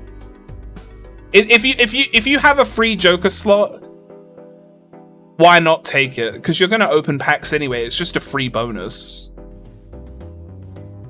Like, it's something that you can carry for a while until you just get something worth holding instead. Yeah, I had this negative once and it procced a lot. It was really good, but again, it's chance. So by default, it's RNG. Like, it might just do nothing for you. I like it as a holdover. Yeah, I do think it's a decent Joker. It's just that the 1 and 2 really brings it down. If it was just guaranteed, I don't even think it would be that broken if it was guaranteed, because there are so many bad tarot cards. I think if it was guaranteed, I'd put it in C easily, maybe even B. But as it stands, because it has a high chance of just doing nothing for you, it's gonna sit in D. Hanging Chad. Re-trigger the first played card used in scoring.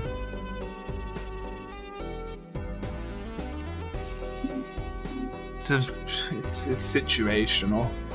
I feel like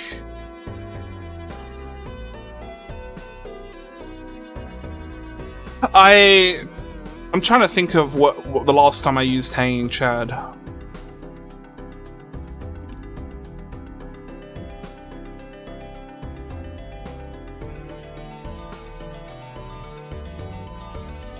Because I like using it with like lucky cards to try and get that extra econ.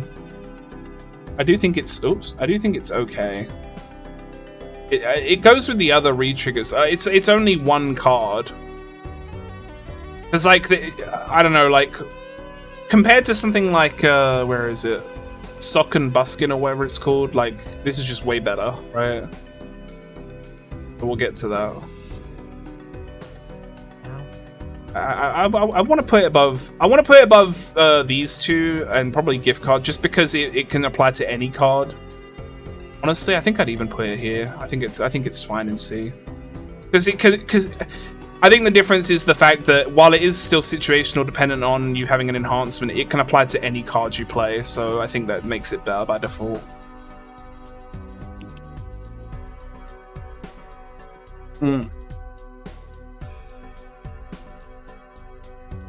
Oh look, Hiker. Every played card permanently gains +4 chips when scored. See, the thing is with Hiker, right, like, you can only play a card once per round. Now consider the Hierophant, which adds 30 chips to the value of your card. Which basically means that you're adding 7+ rounds of value immediately compared to Hiker. I think it's deceptively bad in the sense that, like, you read it and you're like, damn, that's just good. But then when you actually think about it, it's not that good. It's yeah. I agree with that actually. If super early, if the +4 bonus applied immediately, it would be a lot better. But it doesn't. It only procs the next time. That is another good point. I think I don't hate it enough to put it in F tier, because I mean fucking 8 Ball is down here, but I don't think it's very good. Plus the bootstraps. Not as good as the double tag, because the double tag can pay off. The hell is this one again? This is like the chips flush, I think. It's probably like bare minimum. I can't. Man, now I'm starting to think, was I so harsh on 8 Ball? But at the same time, I also recognize that 8 Ball is bad. Yeah, because you can't think of a single reason that you would ever want to use it. The thing is, if I'm playing a hand that, if I have something like Splash, or I'm playing a hand that plays 5 cards, I am technically getting 20 chips if I ever use those cards again. I don't know, like, it's not the worst thing ever, but it is so borderline I wouldn't take it. I can't put it in F, I can't. Hit the Road. Gain 0.5 multiplier for every jack discarded this round. The wiki doesn't say it, but it reverts back to ×1 multiplier after the round is over. This is my favorite Joker in the game. And when I say it's my favorite Joker in the game, I don't mean it's good. I just mean that it's my favorite Joker in the game. Nothing to do with its rating. The problem is with this, I like the joke of Hit the Road Jack. I think it's funny. That being said, as an actual Joker, it is times mult, but it's so situational. Every time I have Hit the Road, I'm like, okay, I'm gonna discard jacks and make it work. I never draw my Jax because I haven't built around Jax. You have to build around Jax if you want this thing to do fucking anything. It's just not good. It's a D tier for me. I think it's probably worse than this, honestly. As much it's worse than Baron. I can't say it's better than Baron. I love this Joker as like a concept, like just the joke, but it's not good. Honestly, it's probably even worse than this. It's oh, I feel so bad Ring is so low, but it is pretty bad. You have to if you get this early and you can build around it, it could be insane, but like it's so specific. Hologram gain 0.25 mult per playing card added to your deck, starts at ×1 mult. I love hologram, and I love how every time I get hologram, I never get standard packs again. Yep. But I love hologram. It's one of my favorite multipliers. I think it's a fun multiplier. I think I'm gonna put it up here, honestly. This is a personal one for me. I really love this one. I recognize it's probably not this good, but I just love this one. It's so fun to play.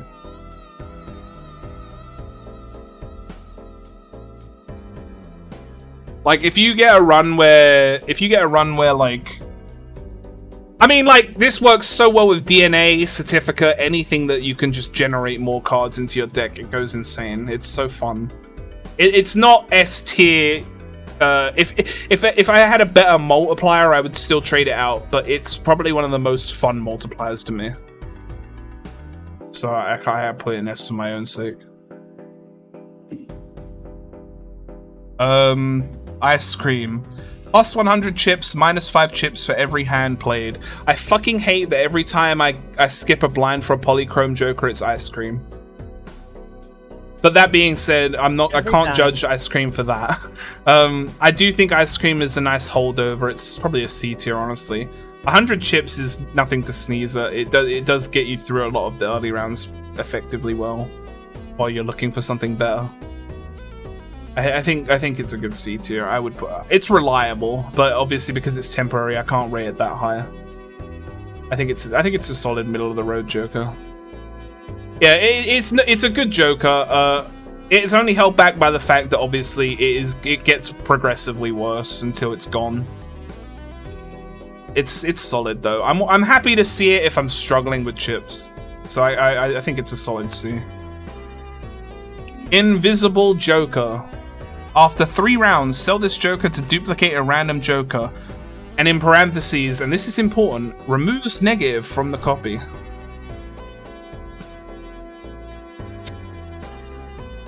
I never get the card I want out of this. But when you do, it's so pog! But, it also is like, hey, you're just wasting a Joker slot for 3 rounds to get something that might not help you. So it is kind of meh. It's the unreliable nature of it that puts it down for me. If it was I don't even know how I'd fix it, to be honest.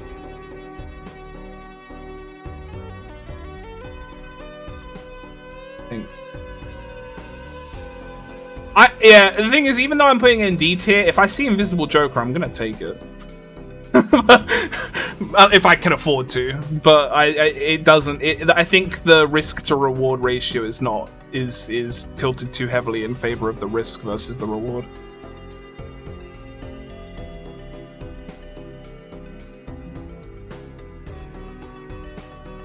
Joker, +4 mult, S tier.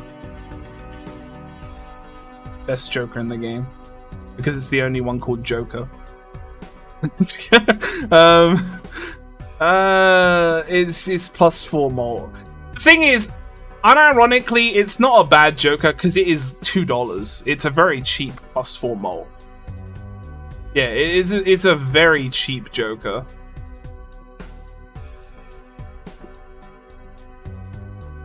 I'd probably put it at the bottom of the C.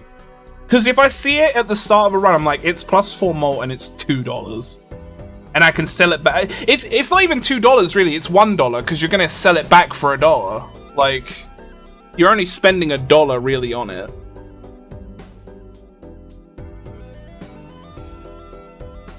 It's fine. It is just. There's nothing to say about it. It's +4 mult. Joker stencil ×1 multiplier for each empty Joker slot. Parentheses, Joker stencil included. This is a trap. When I first started playing this game, I had a Joker stencil run where I got a negative Joker stencil and then I got Ankh and duplicated it. And I won the run with just those 2 stencils. And ever since then, I've fallen for the trap almost every time. It's a trap. It's a holdover at best. You kind of like want to swap it out for like something that actually is good eventually. It is a holdover, but I'm also acknowledging the fact that it's one of those holdovers that you get in you make bad decisions because you invest in it too much. Because you don't want to lose your scoring power. So it's like, in a normal early game, you would buy some mid Jokers that would hold you over until you get to the higher Jokers later on. But the problem is, because you can't buy those mid Jokers to accompany it because you'll lose your multiplier, you start skipping things that you wouldn't skip, and you end up ultimately being weaker. And I find that you lose runs sometimes because you've invested too hard in the source. That's why I think it's a trap. I think it's not horrible, right? Like, it is multiplier. If you can play with it while avoiding the trap, it's not bad. It's better than this. I wouldn't put it higher than D though. I don't like seeing it.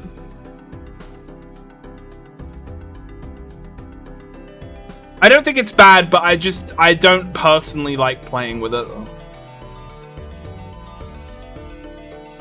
It's like I said, if you can play with this and avoid falling into the trap of trying to get the max multiplier out of it, it's fine. It's good. But I know myself, and I don't like it for that reason. Jolly Joker, +8 mult if played hand contains a pair. It's fine. It's +8 mult for a pair. Most hand types contain a pair. 1 pair, 2 pair, full house, 3 of a kind, 4 of a kind, 5 of a kind, flush 5, flush house. I think this one's good because there are so many hands it can just work with. I think this is one of the better ones just because it applies to so many different hands. Probably put it like, honestly, above these. Yeah, I think he is good. Maybe above Astronomer too, honestly. It's so versatile. Yeah, even flushes can contain pairs. Like, you can make this work with so many builds. It's a very flexible Joker. It is only 8, but 8 is a lot for early game. Like, I'm thinking in terms of the early game carry. Like, if I've got these guys here, I think this is better, honestly, because it can just apply to so many hands.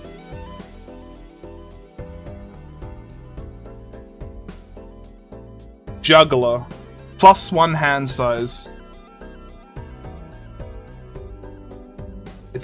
It's better than a discard. Hand size is definitely better than a discard.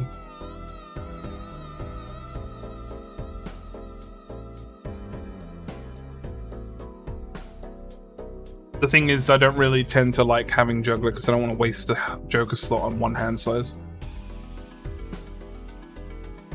My favorite Juggler is when I use Ectoplasm and it picks Juggler, so I get -1 hand size and +1 hand size. It's great.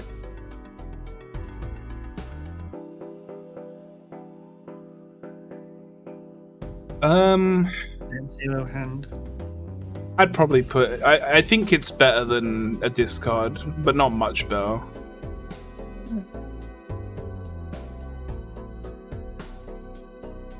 It is breakfast Honestly, time. hang on. I'm not putting it here. I want to move Chico up. I think it's better than these guys.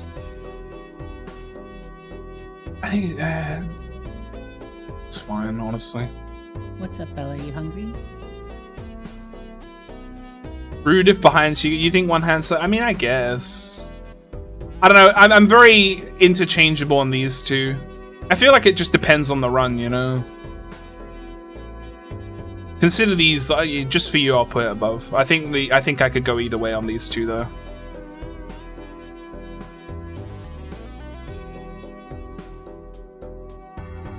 Abstract is B for me, just because in most cases it's only ever going to be plus 15 molt, but it's just because it's so flexible. It works in any build because it's just free molt for any jokers that you have.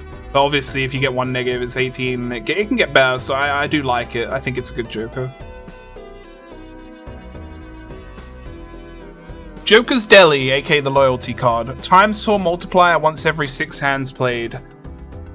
Sounds good on paper, but I almost never take this. It's good with Burglar, and that's about it, I think.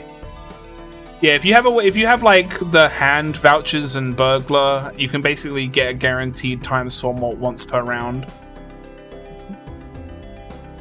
The mult is never the hand you want. Yeah, it's I don't think I can put it in like at the bottom of D because it's still ×4 mult, and you don't have to do much to enable it. But it's not. It's probably around here. I think Stencil's better just because it's more consistent. But I do think I think it's a funny joke card. I want to go to Delhi. I'm hungry. Oh, I think I should get lunch. I'm supposed to go shop today. I'll go shop for lunch. I actually had a run the other day with a negative loyalty card, which was nice. I think when it's negative, it's really nice because it's just a free benefit. I mean, you could say that about any negative, really. Luchador. Sell this card during a boss blind to disable the effects of the current boss blind. It's Shiko, but worse. Well, in some ways it's Shiko, but worse. Because unlike Shiko, this isn't something you're going to pull out of the soul card. I don't really care for Luchador. Not because I think it's bad or anything, but I feel like I've never been in a situation where I'm like, oh no, that boss blind is going to kill me, and then Luchador actually shows up. Because the thing is, most of the time as well, it's like, if Luchador shows up, usually I have 5 jokers. Which means I'm giving up something just to potentially save and survive another round just to lose because I've lost one of my scoring jokers. I do think that it can be good. This is probably one of the best negatives you can have in the game, I feel like. Just because it's a free, hey, fuck you to the boss. I don't think it's F though. I do think it's D. I don't think I can put it in good conscience above Shiko though. Probably like here. I think the problem is it never shows up when you need it. It feels like it only ever shows up when you just don't need it at all. And I know that's obviously like irrelevant to its use case, but it's not completely irrelevant. I feel like in 260 hours, if I've never had Luchador be in a great position, that means that it's so rare that it's just not that good. Alright. This might be... I don't know if this is a hot take, but this is my tier list, and lucky cards are my favorite mechanic in the game. I love Lucky Cat! I love Lucky Cat! I love lucky cards! They're so fun! Lucky cards are my favorite enhancement. I had a run the other day with a ×16 Lucky Cat, oops all 6s, aces of clubs lucky. Oh my god, it was so fun. I know this is not the best scaling joker, I acknowledge that, but man, I love lucky cards. I can't put it above Campfire though. Campfire is just too good. It's just this is very, very much just I love lucky cards. This is my favorite. But trust me, if I was rating this fairly, it would probably be like B, low B, maybe high C. But because it's my tier, this is going in S tier, because every time I see Lucky Cat, I'm like, oh, hell yeah, baby, it's time.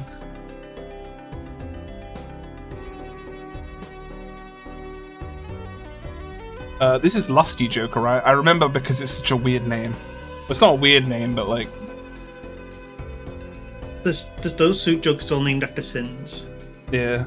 I'm not even going to bother having a conversation about this. They're all going to end up together, let's be honest.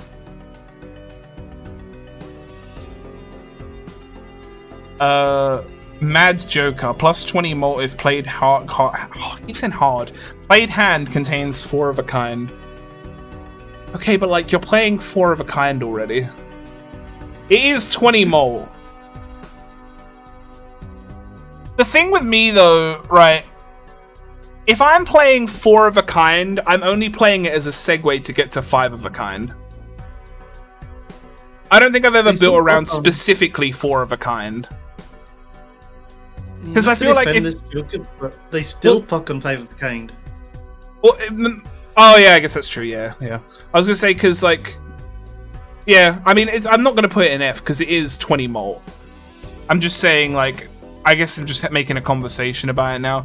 Like, I feel like, I don't know if this is just me, but if I'm trying to make a 4 of a kind build, then I'm going to need more than 4 of a card in the deck. And if I've got more than 4 of the card in the deck, then I'm going for 5 of a kind.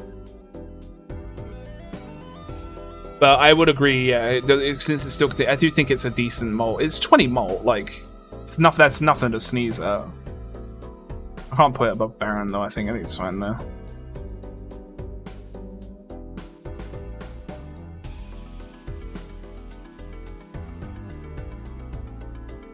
Yeah, I mean, like, it's one of those, like, once you level up 4 or 5 of a kind enough, you're gonna trade this out for like a multiplier anyway, though, because the base mult of 4 and 5 of a kind scales so quickly, because the planets give you like +3 mult, you're gonna trade it out because you don't need it anymore. You're just gonna get a multiplier instead.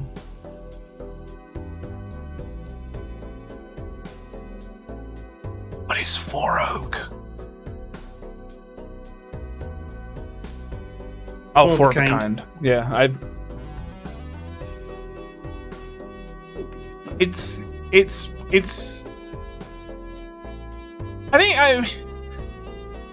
if I saw this in anti-5 and I had 5, I feel like in most cases at anti-5 in a 4 of a kind build, I probably won't have 5 specific jokers for my build. Unless I'm really lucky. So I still feel like 20 mult for something that I'm specifically working on will be worth it at anti-5. This 20 mult is not insignificant. 20 mult is a lot. Like, even at like anti-5, I'm like, damn, Gross Michelle, hell yeah, plus 15 mult. So plus 20 mult.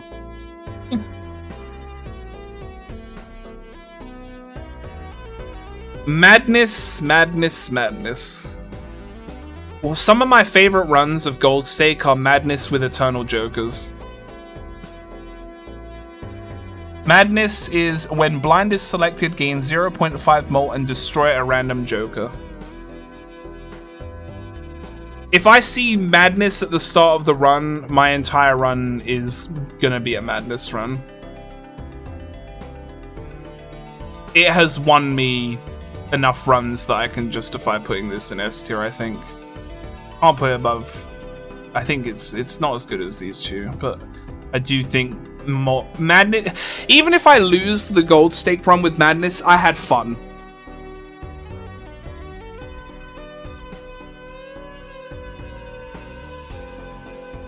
A tier kind of empty. If I was going to move things down to A tier, realistically, I think we can move DNA down. Fibonacci gets to stay in S tier though. And I think I could move Canio up. It's better than Cloud9. Honestly, I do like these two more. There you go, happy?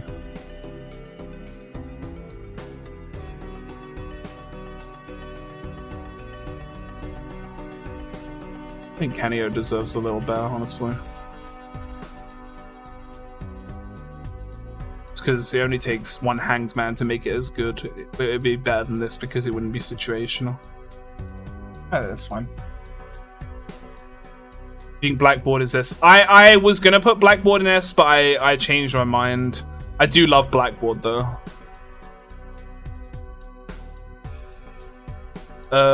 What is this? Mail-in rebate? Yeah, mail-in rebate. Earn $3 for each discarded card of a random rank. Rank changes every round. Every fucking time I get this card, and I go into the next round specifically aiming to make money, I never draw the fucking card I need. Hate it. But when it pays off big. It's good econ. I think it's a decent econ Joker. Probably put it like up here. I think this is a solid one. Probably not as good as Gross Michelle, but I do like this one. I think it's a solid econ Joker. I'll still take it. Yeah. That's the thing, it's just an okay econ Joker, but econ Jokers in general, like, I feel like are just good most of the time. So an okay econ Joker is like a C tier, I think. Yeah, how many Jokers we got? There's 18 in a row, so we've got 54, 70 left. So we're over halfway. I didn't think this was going to take this long. Marble Joker adds 1 stone card to the deck when blind is selected.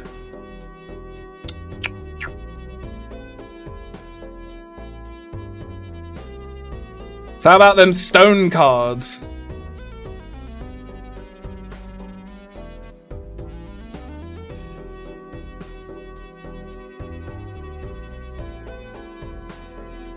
I take it more often than high card. If I'm playing higher card and I can generate cards that give me more chips, I don't think it's the worst thing ever. That being said, it's not good. Let's be honest. It's D tier. I wish stone cards are like... I wish stone cards were just better. Like, I wish they counted for, like, pair, 3 of a kind, 4 of a kind, 5 of a kind. But I get why they don't, because it'd be too easy, I guess.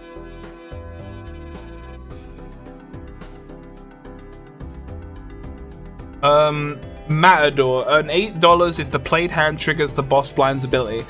This thing is like... If you get this before a suit blind, nuts. You play like a fucking straight with one debuffed card. That's $8. Play 2 and that's $16. That's so much money. Matador is a great. I think I'm gonna move Golden Joker up because I can't put it above Golden Joker because of how consistent it is. But I also like think that Matador deserves to be above Egg, I would say.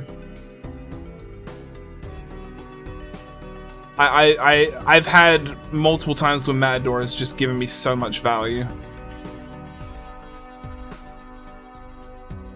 But it is a situational one where it's like... The one thing I don't like about Matador is it's like, oh... You played a face down card on like the 1 in 7 chance for cards to be face down. I'm not paying out. It has to be specifically debuffed cards. It seems like. At the end, it's just Joker. This is just the Joker. It's +4 mult.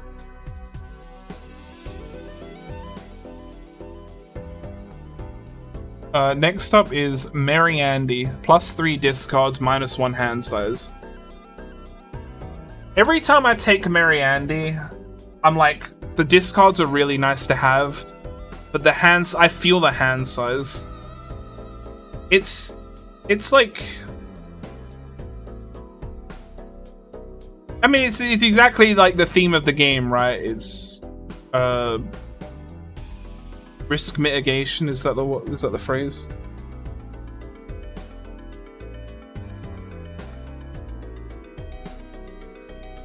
It's fine. I've taken this enough times to say that I like it, I think, but I wouldn't put it very high.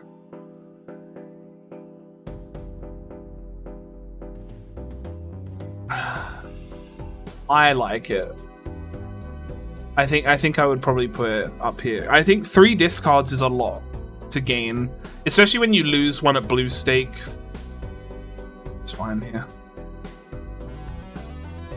It triggers Yorick. True. 5 discard, like, because when you get past blue stake and you only have 2 discards, getting 3 more discards is so big.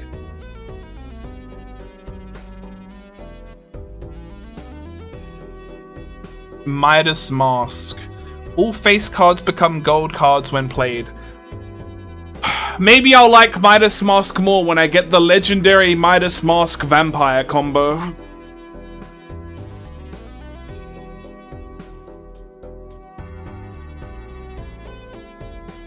But alas, that has not happened. Midas Mask, I used to be like, oh, gold cards are terrible. But I do think gold cards are more valuable than I initially thought they were. That being said, I prefer other enhancements to gold.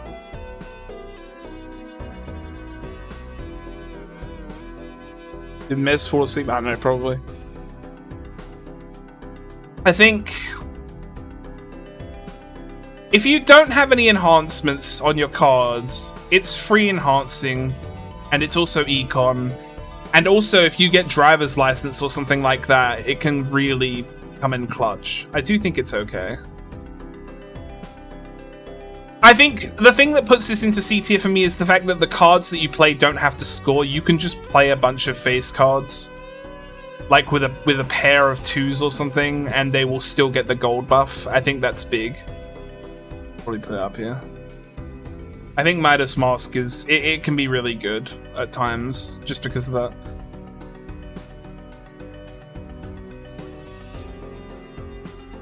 Mime, re-trigger all card held in hands effects. So basically the steel one, the steel Joker.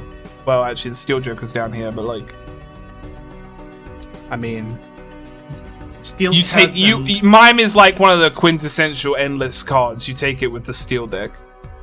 Yeah. It re-triggers steals, it re-triggers gold, and those in-hand effects that Jokers have that he applies those, so stuff like Shoot the Moon and Baron get re-triggered. You've probably seen the insane Baron Mime builds that just go forever. Even I don't use Mime very often, but I do love it. It's better than where I'm gonna put it because I don't use it as much. But when I do get it and it does pop off, I do enjoy it. I do think I could put this at the top of B. I haven't used it enough for it to be an A tier card. I like Mime a lot. Being able to double your in-hand effects is super good. Like even with just one steel card with a red seal, you're gonna get like 4 procs, I think. One for base, one for the seal, then the re-trigger and re-trigger seal. So that's like what 1.5, 2.25, 3 point something 4. It's a lot. They pop off. You also get 2 planets out of a blue seal. Hell if you yeah! get a blue seal, smiley face. I can't wait for the blue seal buff. All right, I'm so good. Misprint. I have taken misprint a lot in the time I've played this game, and I fucking hate it. I don't hate it. Oh god. Bad and it should feel bad. I know that this card is a carry early game, but I cannot fucking stand every single time I need it to do something and it's like +0 mole. I fucking hate that I have to rely on this card. Fuck this card. It's so bullshit. I recognize that on average it's better, but for every moment that it has fucked me, I will never like this card. And I hate that I have to keep taking it because it is one of the best early game carries, even though it will fuck you.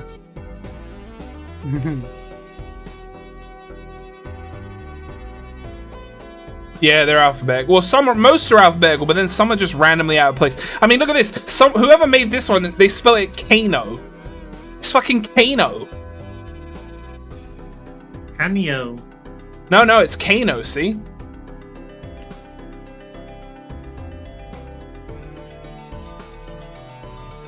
I can't see the screen's too small. Oh, That's like a personal problem. hang on. I got you.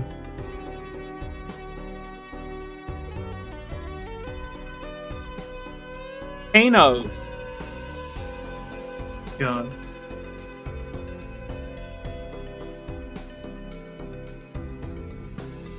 Hey there, Wooloo. Next up is Mr. Bones. Prevents death if chips scored are at least 25% of the value required to beat the blind self-destructs after it saves you. If you get this in Anti-8, you skip every blind up to the boss and you just win. Godlike, honestly. It's a fucking A tier. This has won me gold stakes because I've just been like, I'm not powerful enough to be. You get into Anti-8, you see Violet Vessel, you get Mr. Bones in the shop, you're hogging your fucking pants. Like this shit is awesome. Like it's an extra life. Can't put it any lower than A tier, I think.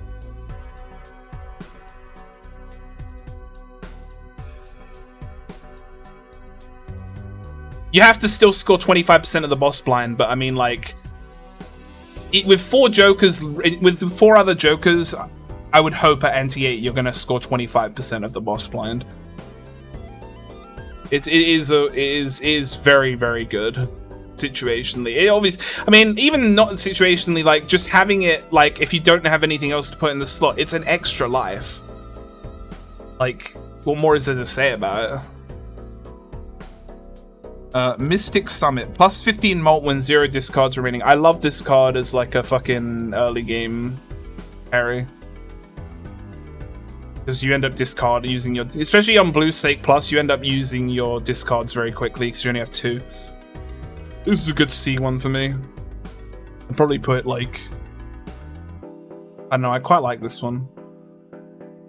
I feel like I find it often enough and it's helped me often enough that I'd put it pretty high in C. Above Erosion, just because I find it helps me more often. Yeah, it's just a good joke. It's just a solid good Joker. Like, you're gonna use your discards anyway before you use your hands because you want all your hand money. So it can basically, it's also kind of like a mini econ because by making your power hand more powerful, you're usually gonna clear their rounds in one hand early on, so you end up making more money quicker. So it's a really nice Joker. Because I think that eventually you get to a point where leveling up your hands is not worth a Joker slot.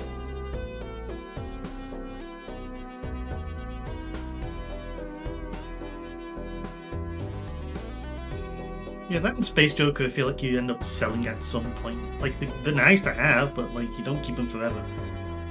Well, I mean, you don't get money for you don't get money for keeping your discards unless you have a Joker for it. Mm-hmm. You only get money for keeping your hands. Unless you green deck for whatever reason. I want to like this Joker, but I cannot like this Joker. Every time I try to use this fucking Joker, it never works. And it's also a rare Joker, so fuck you. It's the worst. Oh, Wraith, you want Blueprint? You want Brainstorm? Have an Obelisk, fuck boy. I will talk to you guys later. Bye. See ya. Ciao. Bye.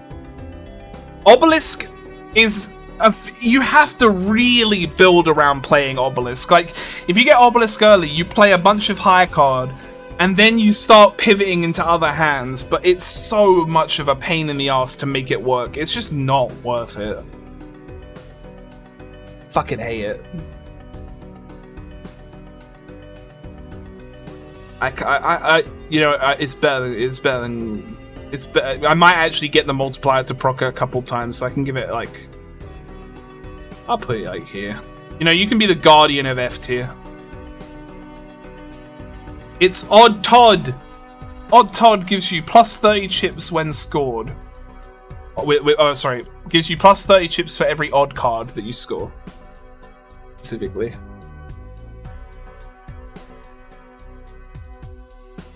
In my 260 odd hours of playing, I have never had Obelisk do anything for me except lose me the run. So for me, it's F. I have yet to actually have a run where I can make Obelisk work, and I tried, but I just can't. It's such an annoying Joker to work around. Like, you have to get a specific time while running a specific build that you can pivot off of. It's just, there's too many boxes I need to check to have it actually do something.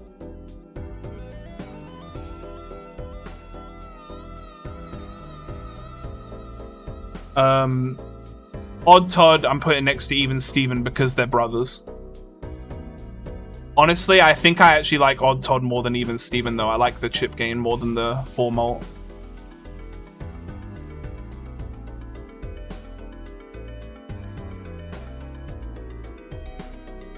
Well, that's what I was saying. You play a bunch of high cards, then you pivot. But the problem is, I would have to go into the run expecting to find Obelisk. Because if I'm not building around, if I'm not building my high card up already, then it's too late. It's like you have to play the entire game around expecting to get Obelisk to make Obelisk any good. I just don't like it. I think it's a bad Joker. I think it requires too much effort when there are way better Jokers in the game that do better on multipliers.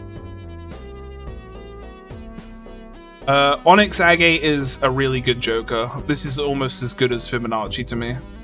I would put this at the top of A. I think +8 malt for every club card that you play, or score rather, is really good. It's really easy to get the malt value.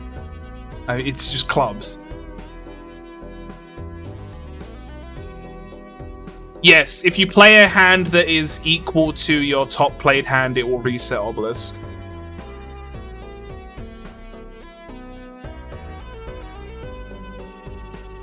That's the thing, because Obelisk does have a capping point as well. Like, eventually, even in the most ideal scenario, you are going to have all of your hands tied up, which means it will reset. It is inevitable that it resets.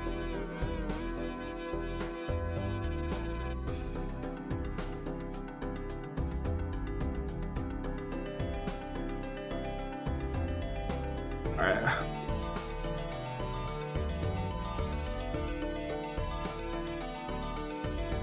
Anyways, Onyx Agate +8 malt for every club is just, it's a no-brainer. It's just very, very good.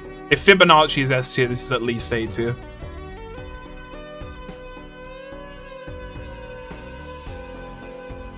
Yeah, I mean, if you like it, I'm not going to tell you to not like it. I can respect liking this because it's an interesting card. I have never made it work. Maybe if I get an Obelisk run finally that works, I might change my mind and be like, that was really fun. But as it stands right now, I have yet to experience it. Oops, all 6s. Doubles all probabilities. EX 1 in 3 becomes 2 in 3, and so on and so on. You know, like how when 1 in 7 cards are face down.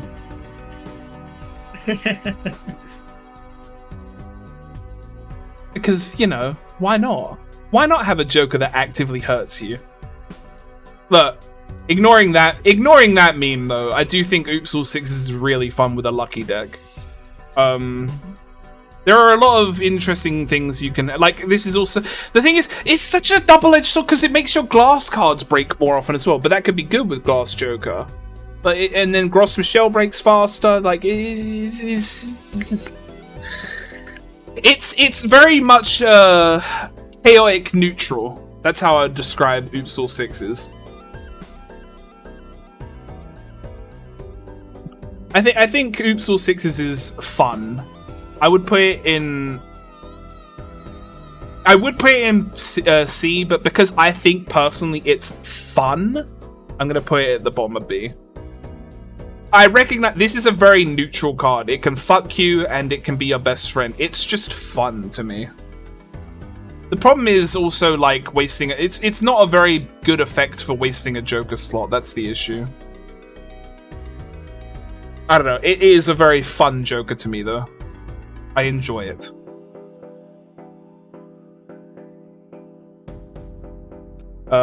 This is Pareidolia. I hope I'm saying that correctly. All cards are considered face cards. This is, more often than not, a really, really good card. There are so many Jokers that benefit face cards. It can fuck you on that one boss blind where all face cards are face down, but There's another one where all face cards are debuffed, which is worse. yeah. But there are just, I mean, you can sell it though. It is the thing, like, I guess this is the kind of card that I get, and like maybe if I have something like Midas Mask or something like, I don't know, trying to think of other face card specific things. Reserve Parking or Faceless Joker. It's just like, it's a good econ grower. It's a good like temporary hold. It's a fun one. It's another fun card to me. I don't think it's fun enough to put it in the B tier though. I think this is a solid C. I do enjoy it. I think that it can enable some very fun gameplay. I'd probably put it like above Astronomer.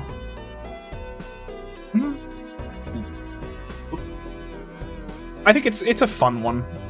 I like Pareidolia. I think it's interesting.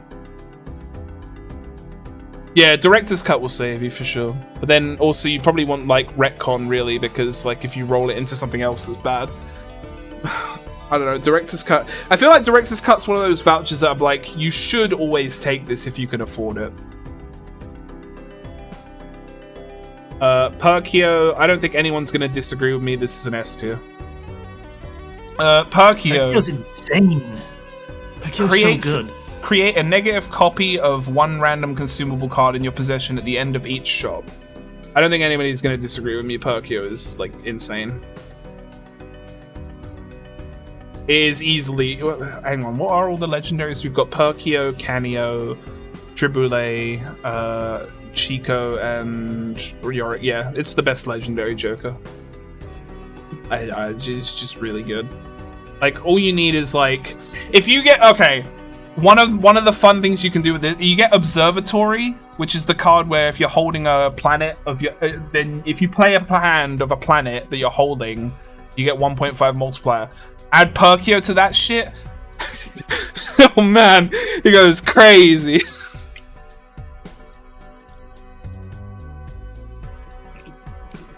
I don't know. It's just a really, this one's fun and strong. That's the thing. Like, I like rating cards high if they're fun, and I like rating cards high if they're strong, and this is both for me. I think it's really, really good. Maybe not as good as Blueprint, just because honestly these two are the best cards in the game, let's be honest. Because they work in every build. Yeah. But like, I don't know, Perkio is just really fun. It's a really fun card. I would say that Blueprint is much better than Brainstorm. Yeah, no, it is. Because it doesn't have to be on the left, yeah.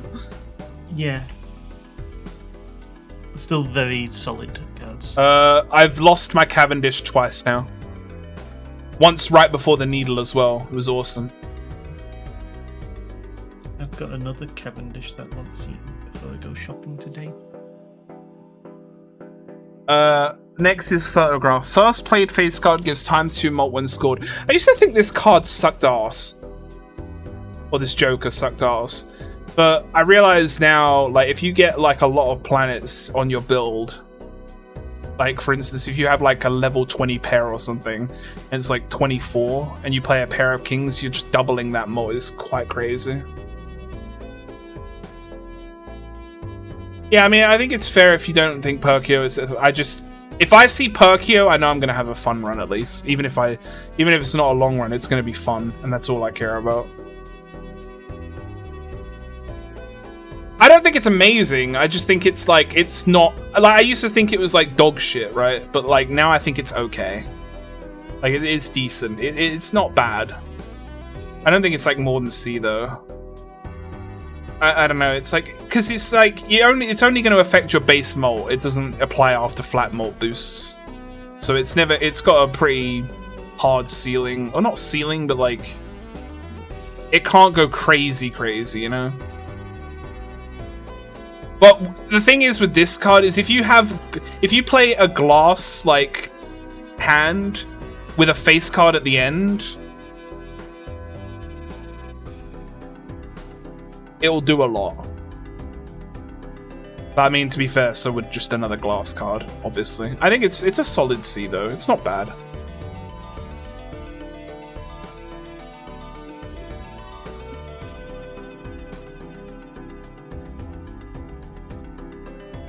Popcorn. I fucking hate getting popcorn in every shop because I just don't. It's so funny because popcorn and ice cream are both nice holdovers, but I hate seeing them because I don't want a Joker that I'm going to get rid of or lose. But I can't deny it's just good. It's not as good as Gross Michelle. Oh, maybe it is actually. No, because Gross Michelle can keep you tidy for a while because you can be like me and have a Gross Michelle for 5 antes because it never pops. Whereas Popcorn has a very hard limit of 5 hands before it's gone. And honestly, let's be real, probably 4 hands really that it's useful because +4 malt doesn't really do much. And you probably want to sell it to make the money back rather than like hold on to a +4 malt. If you're struggling so much that you need the +4 malt, then your run's probably fucked, to be honest. It's just a solid Joker. But because of how limited it is, like in terms of you're only gonna have it for 4 or 5 rounds, it's hard to rate super high. But it is one of those things where it's like if you're struggling, it's like it's a solid malt, I think. Oh yeah. Yeah, that's true. I actually kind of want to put ice cream above it. I think ice cream is better. I didn't really pick where I wanted. The thing is, I've got so many cards in this tier now. It's becoming a bit. I'm not moving them around as much. I do think ice cream is better though.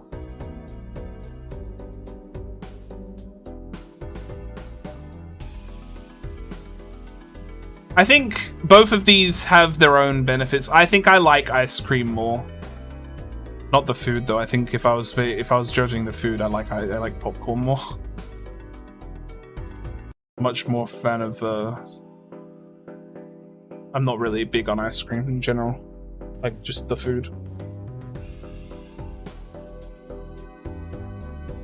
Why you give me the huh? I don't like ice cream. Well, okay, no, that's not true. I do like ice cream, but like not very often. It's not like a food I'd eat very often.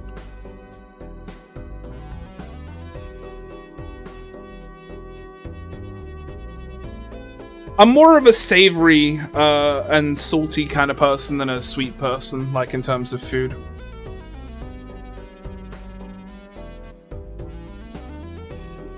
Raised Fist. Adds double the rank of the lowest card held in hand to Mole. Raised Fist is a really good early Joker. Probably one of the best early game carries. It's really easy to enable, and it's really easy to get a +20 malt, to be honest with this, especially if you're playing an easy hand. I think this is a really good one. I would definitely put this above Mystic Summit. It's just such a good early game carry. Honestly, I think I'd put this above Gross Michelle because it's more reliable. Very good early game. Honestly, I've had this last me until like ante 7 before. It's not bad. It's if you can reliably get the 10 to be your lowest rank in your hand, then it's just free to +20. Some of my ratings are this Joker is fun enough, but don't worry. I mean, actually, it depends on whether it's hot based on you liking it more or like hating it. If I was ranking this like objectively without like the fun factor, I would probably put this in like low D because it never pays off.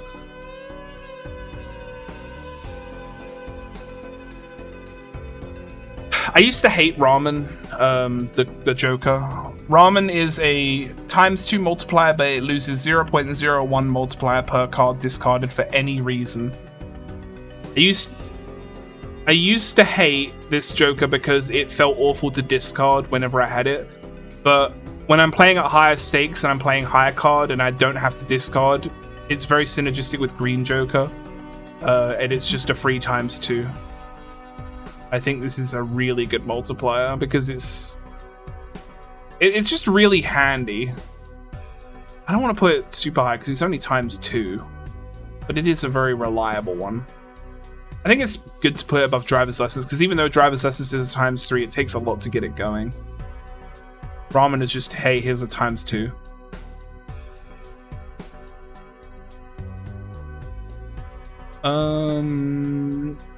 No, you know what? I do like it enough to put it here. I think this is a good spot for it. It's just a free ×2. If you're especially if you're not playing Discord, like Green Joker and Ramen, great combo, awesome. Red card! Starting at +0 mult, gains +3 mult when any booster pack is skipped.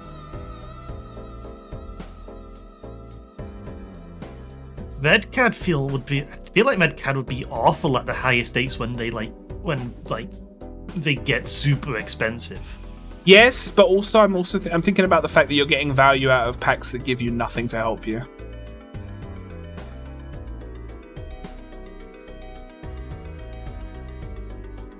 It's definitely better at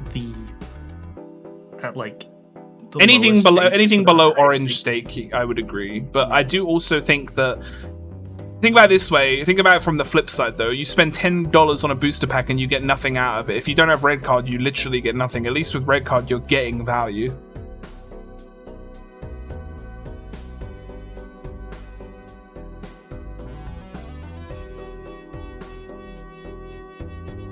I mean, it's not great. I don't think it's F though. It's probably a D. I don't use it often enough, but I respect it. It gives you value to things that you would get no value out of otherwise. I can't put it above bootstraps, but I'll put it here, I think.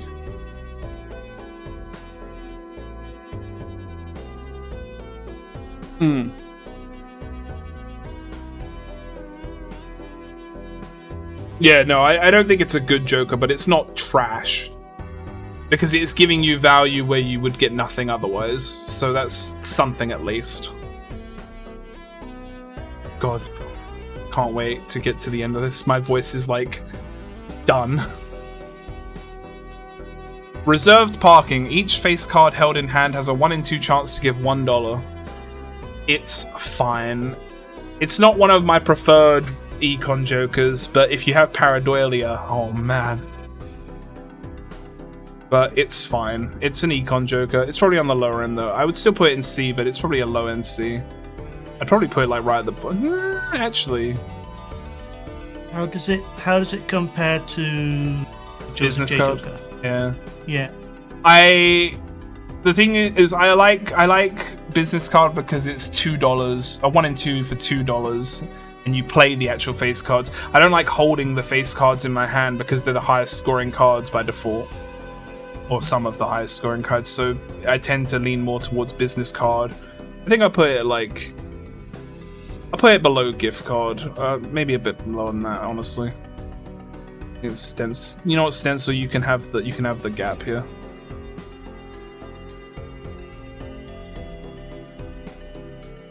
Why is it uncommon? It's uncommon. Never mind. S tier baseball card, baby. That's I don't know.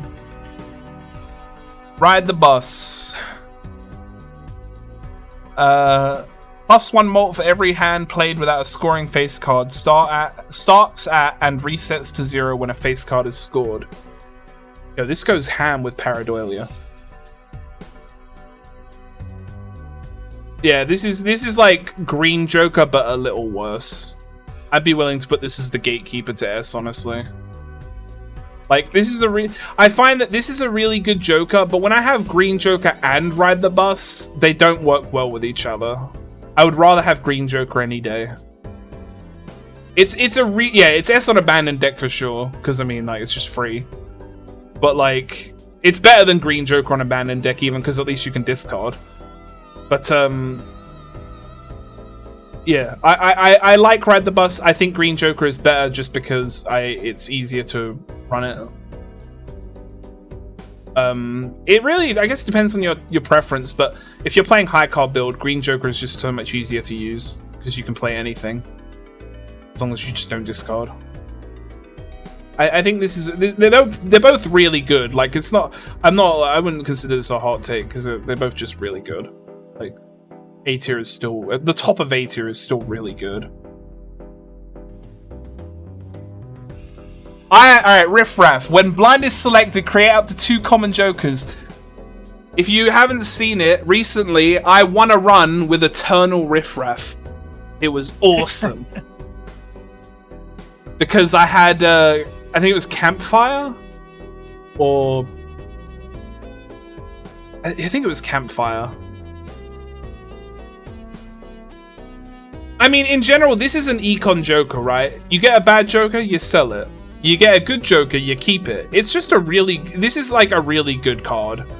I think this is underrated, I think. Like, people see it and like, why would I want to get just random jokers? But it's econ. And it's also... It can also give you amazing jokers. Like, Green Joker is a common. Ride the Bus is a common. Burglar... I know, Burglar's not uncommon. Like, there are a lot of good common cards. Yeah. I want to say that... I want to argue that Riff Raff is I think it's probably the best early game card, because like you just fill up your thing with jokers and now you're like a lot in a much comfier position to get to early game. I can only put it as high as 8. I can't put it as tier because you might just not get anything. But even if you don't get anything, you're going to get a lot of money. It's just good. It's just a really good card. Showman Riff Raff, more Riff Raffs. Hell yeah. I think Riff Raff's an uncommon, so it can't create more Riff Raffs. No, Riff Raff is... I'm pretty sure Riff Raff's... No, I have it here. It's a common. That's common. Awesome. Riff Raff didn't generate... Okay, so I'm not sure why Showman is here, because this is not alphabetical order, but whatever. So we've got Showman. Showman is Joker, Tarot, Planet, and Spectral cards may appear multiple times.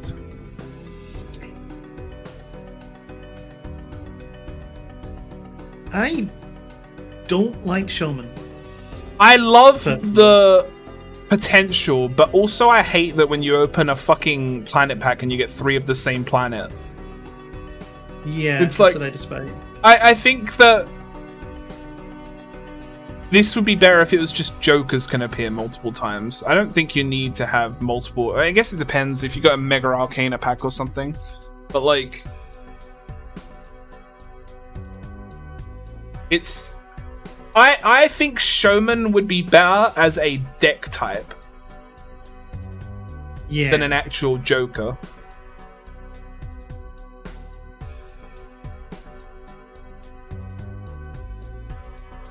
As it stands, I don't really want to spend a Joker slot most of the time for the low chance of getting another Joker when another Joker that I already have. I take it over Hit the Road.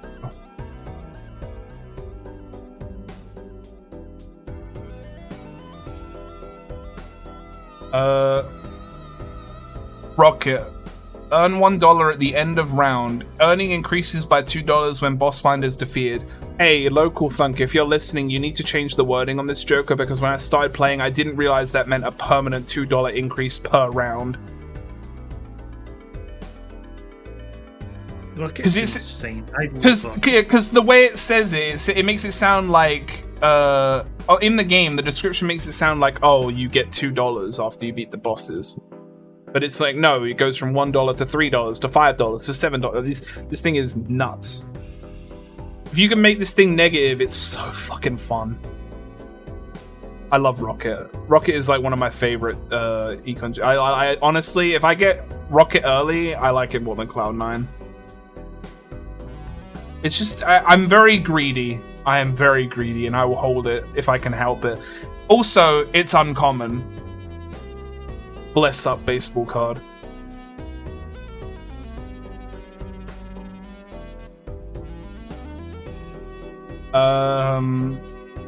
Rough Gem. Played cards with Diamond Suit earn $1 when scored. Make this thing $2. It's fucking trash. You play a flush, you get $5. I get it, but like also when you look at the other suit-related cards like Arrowhead and Onyx Agate, this just isn't good. It's just not good enough. I want to like this card. I've tried it so many times, but it just feels so disappointing. It's just not good enough. Hell, I'd rather it be a 1 in 2 chance to be $2 than just a guaranteed $1. Because at least it would be more dopamine. It just doesn't feel good enough. Even if it'd be exactly the same, well, on average, wouldn't be. It'd be worse. I just don't like it. I don't like this card. I'd never take it. I just don't think... Damon's got shafted in this game.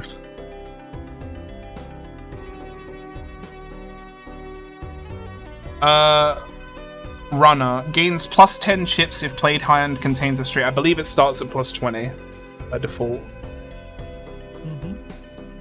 It's uncommon. Baseball gamers rise up. True. A tier. Runner is... I like Runner, but I wish it was any other hand besides straights. But I recognize what... I mean, like, there are other cards for that anyway. It's an interesting one. It is one of the best cards for straights. But it is a straight build card. So I have to put it low, because straight builds just aren't very good. No, it's better than that. It's better than bootstraps, I think, because it can scale pretty fast. If you can get enough... The thing is, like, because it doesn't need to... I guess it's not that bad, though, either, because if you play straights early on, like, before you get into, like, a serious build, you can get up to, like, 60 chips, which is nothing to sneeze at, but, like, you know... It's just... It feels like it's lost potential. I think I would put it probably, like... Yeah. Seance.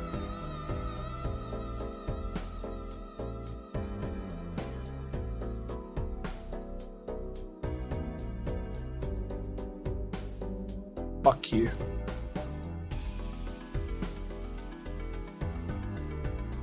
Seance. If poker hand is a straight flush, create a random spectral card. A. Straight flush, Lamau. B. There are a good chunk of spectral cards that are like, hey, destroy all your jokers and we'll make one joker better. Okay, great. So in other words, it's kind of trash. It's just... I think spectral cards need a buff. I think that there are too many not great spectral cards. I think the problem is when you have jokers, I think if you're going to have jokers that give you spectral generation, they should be immune to destruction. Like Sixth Sense as well. It's like... Sixth Sense is bad, but I'm not saying it's as bad as Seance, but like... It's just like, oh, I get Sixth Sense, I play a 6, I draw like Hex, and it's like, well, I don't want to use Sixth Sense. I don't want to polychrome Sixth Sense, so I guess I'm done with Sixth Sense now. It's just... I just don't like... I don't like the idea of having a Joker to get one Spectral card to immediately discard the Joker because you don't want to buff that Joker with the Spectral card. It just feels weird to me. It's not a fan of that kind of gameplay. Satellite. Gain $1 at the end of a round for every unique planet card used this run. This card goes crazy with fucking Constellation. I had this with Baseball card and Constellation. It goes crazy mode.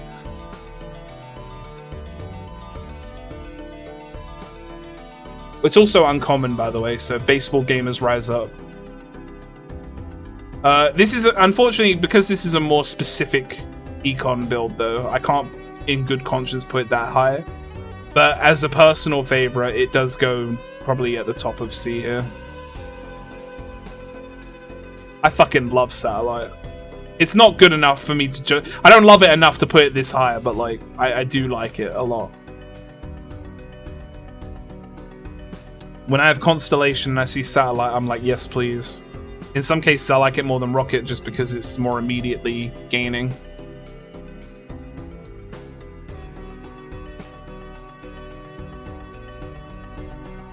Scary Face. Played face cards give plus 30 chips when scored. I watched Northern Lion play Balatro last night, and he had a scary face, and it was his only chip gain, and he skipped over Pareidolia and then lost because he had no chip gain, and it drove me insane. Lost my goddamn mind. But I do like watching him play Balatro. I'm not a Type A chatter usually. For those that watch him, there's like this whole thing with Type A chatters and Type B chatters. You got the Type A chatters that are the backseaters and the ones that are talking about optimal plays, and the Type B chatters that are like, "Yo, Pog, numbers are going up." I'm not usually a Type A chatter, but Balatro definitely brings it out sometimes. Okay, but talking about Scary Face in general, it's decent. It's decent chip gain. Especially if you have Pareidolia, but like ignoring that, it's just good. It's just solid, I think. It's nice because obviously you got you got odd Todd, but face cards don't apply, so it's nice that face cards have their own thing. It's decent. It's just a solid card, I think. I don't really have much to say about it. Probably put it around the same tier, to be honest. I like chip gain more.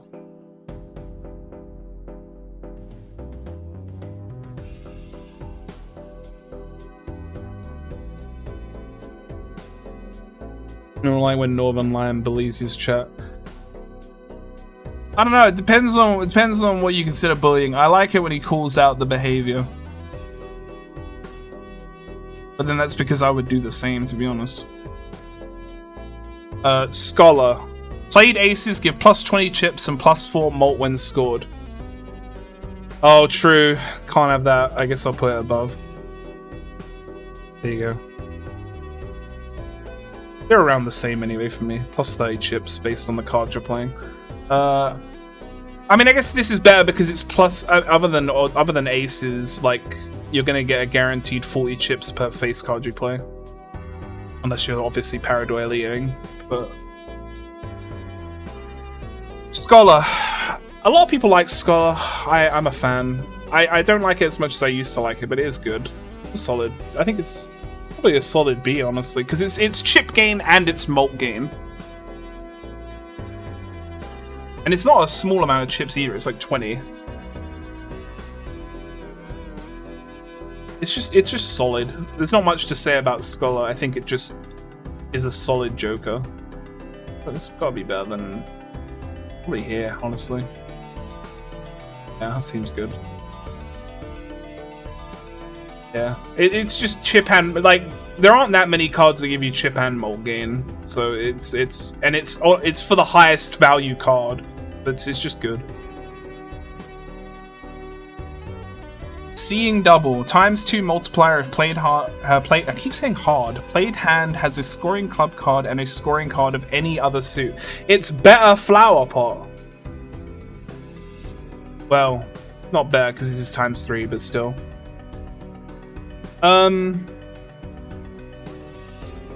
I take this usually when I see it because it's pretty easy to work around. It is only ×2, but it's a multiplier. I think by default that gives it some leverage. I would probably put this above this for sure. It's around this area. I think it sits next to Ramen for me. I think it's a little better than Ramen though because it will never get worse.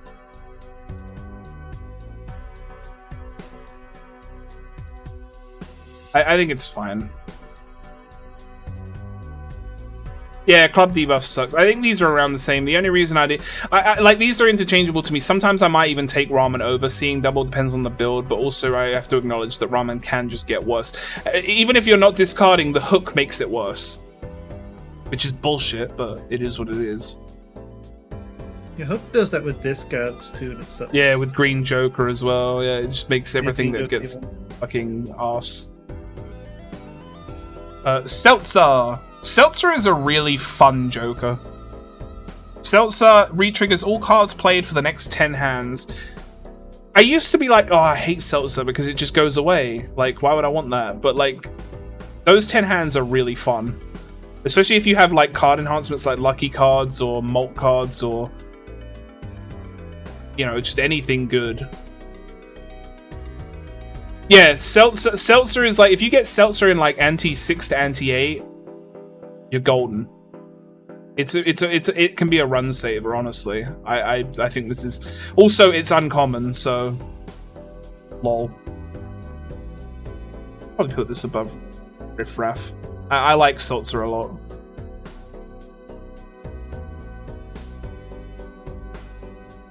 Any uncommon card immediately gets like a +1 tier buff in my mind. It's just like, yeah, it can also be a 1.5 multiplier. Great. I am gonna go. I might be back later. I am not sure. I mean, I'm almost done, so. Okay. Okay, bye. Bye. Next up is Shoot the Moon. +13 mult for each queen held in hand. It's good question mark. I don't like holding queens. I feel like more often than not I get this Joker and then I end up throwing it out because I just don't like having to use it. So I'm probably gonna... I'm putting it here because I think this makes sense thematically to put these two together, but Baron is obviously better. I just don't like it. I really prefer not having to hold cards, specific cards in my hand. It is good in like high card builds, but then I find myself having to play 5 cards because I can't discard because I've got Green Joker or something, so I have to play as many cards as possible to try and draw the queens out, and then I never draw them, and then it just gets annoying, and it's just... this. No thanks. Shortcut. Allows straights to be made with 1 or more gaps of 1 rank, e.g. 2, 3, 5, 7, 8, or 4, 6, 8, 10 jack.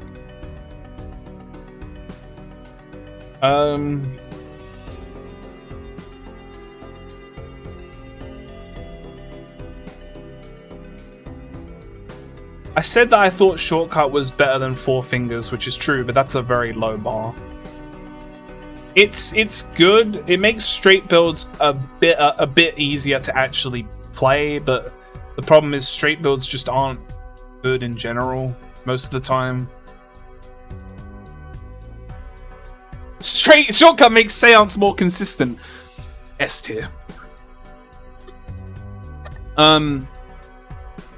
It's fine.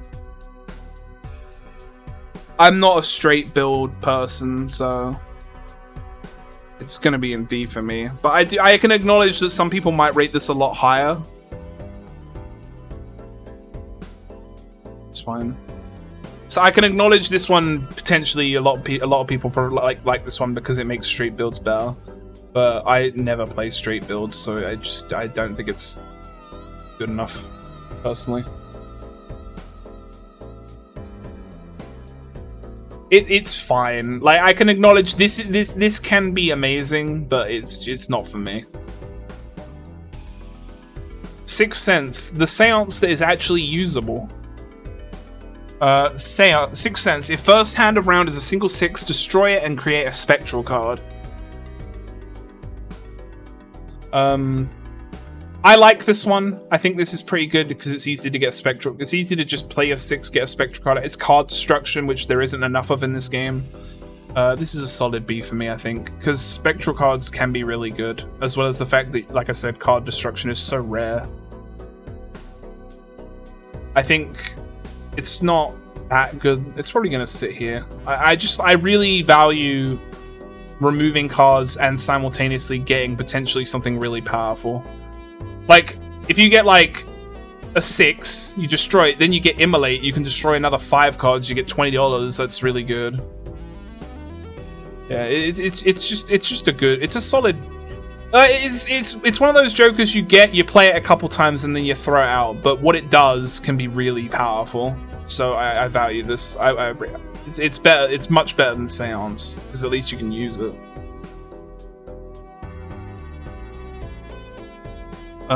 Sly Joker, plus 50 chips if played hand contains a pair.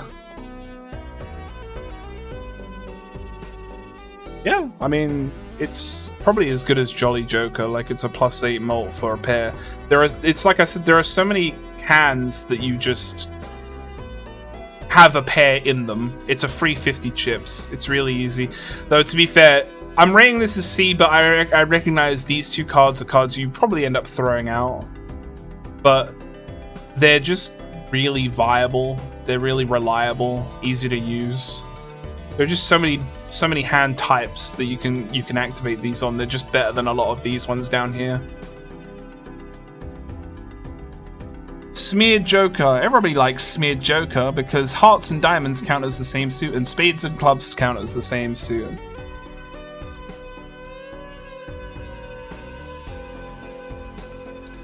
It's also uncommon, so baseball gamers rise up. I think this makes this makes a lot of things work easier, like what was that one we were talking about earlier? Seeing double. You can just get flushes easier. Makes Arrowhead work more. Onyx Agate works more. There's a lot of things it works with. It doesn't just necessarily have to be about flushes. I think this is a solid Joker. I would put this in the A tier. Yes, it does make some boss blinds worse, but it gives you a lot of payoff. I think it's a solid Joker. It's also, like I said, it's also uncommon, so let's go baseball card. It's just, yeah, there are downsides, but there are a lot of upsides too. More upsides than downsides, I think. Smiley Face! Played face cards give +4 mult when scored.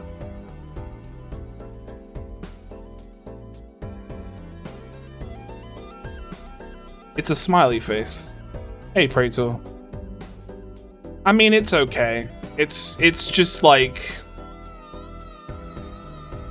What's that? It's basically just the club card, the sin cards for face cards. It's just fine. I rate it higher because the face cards are higher value, but it's just a smiley face. You think it's worse? I mean, I like going for the full houses. I guess I could see it. I could put it below, but it's a smiley face, so what's to hate?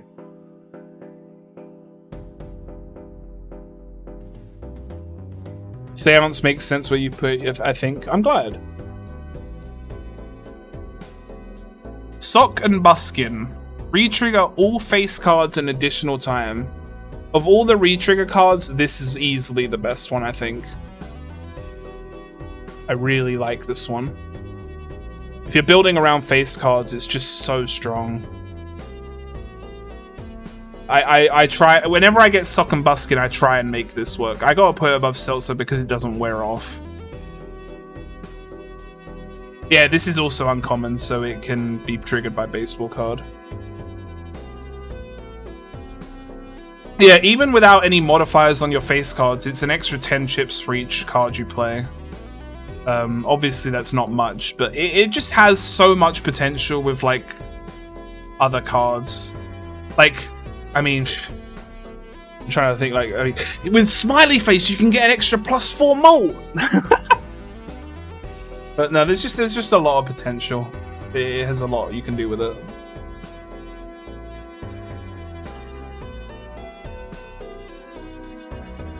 I guess for me, I think Hack, the only time I ever want to use Hack is when I have Wii Joker.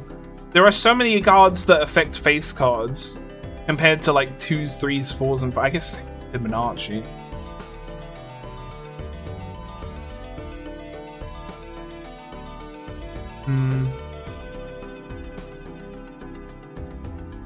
You know what? You've convinced me. I'll move it up one. I'm just kidding. I don't know. I find myself using Sock and Buskin way more than I use Hack. It's more of a personal tier list than like an objective ranking, I suppose. I can see the value. Like, there are a lot of cards down here where I'm like, yeah, this could be amazing, but like, I just don't use it.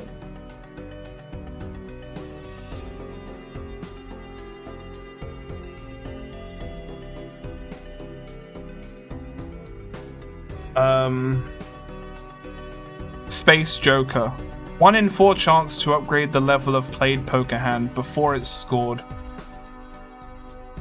It's like Burnt Joker, but can activate multiple times per round, except it will never activate because 1 in 4 is actually 1 in 4,000.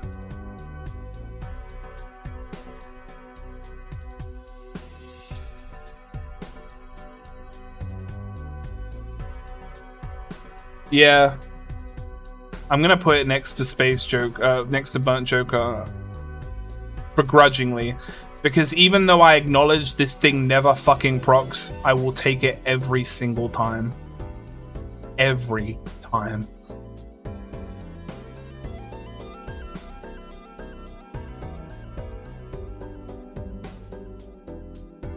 Spare Trousers, this is the easiest S tier of my life. Well, okay, maybe not the easiest S tier of my life, but it's an S tier. Spare Trousers gains +2 mult if scoring hand contains 2 pair, starts at 0 mult. Super easy to build, and you don't have to play a 2 pair to get the flat mult that you've already earned. It's so fucking good. It's insanely good. Like, it goes sicko mode. You get to like ante 4 and you have like +36 mult on any hand you play. It's stupid. It's crazy. I love Spare Trousers. Great fucking card. Not much to say about it besides the fact it just scales like crazy. Splash. Every played card counts in scoring. It's okay.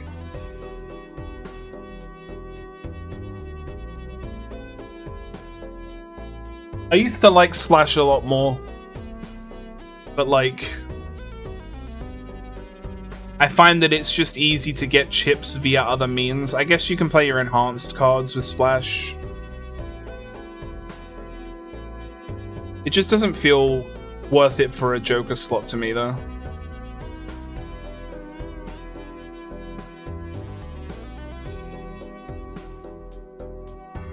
I'm leaning towards D on this one, I think. Oops. I don't know, I just think that, like, most of the time I find myself not really taking advantage of it. I just don't think it's insane, or it doesn't really do much.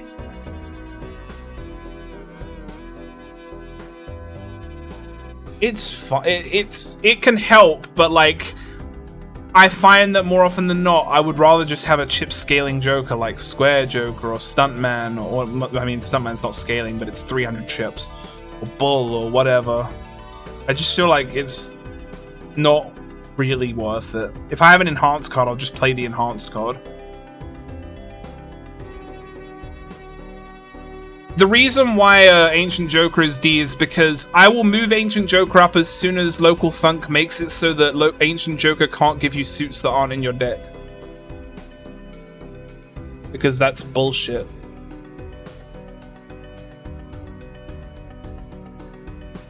Idol can't do that, so why does Ancient Joker do that? It's dumb. It's inconsistent. I hate it.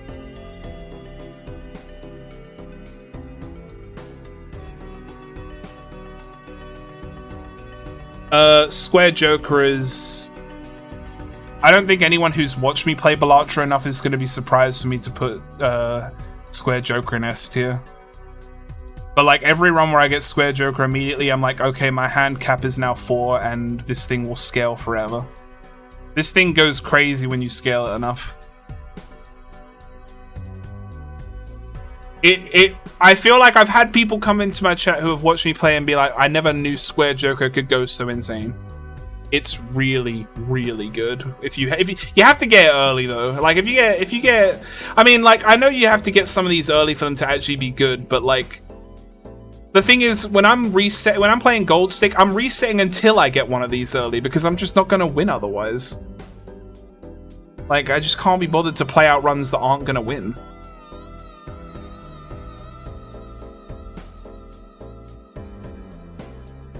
So I don't know, like I'm always happy to see Square Joker unless it's like anti 6, but he's great. Steel Joker is... Oh, I never said what Square Joker did. Sorry, Square Joker is +4 chips if played hand contains exactly 4 cards. So basically, you just always play 4 cards and you get permanent chip boost.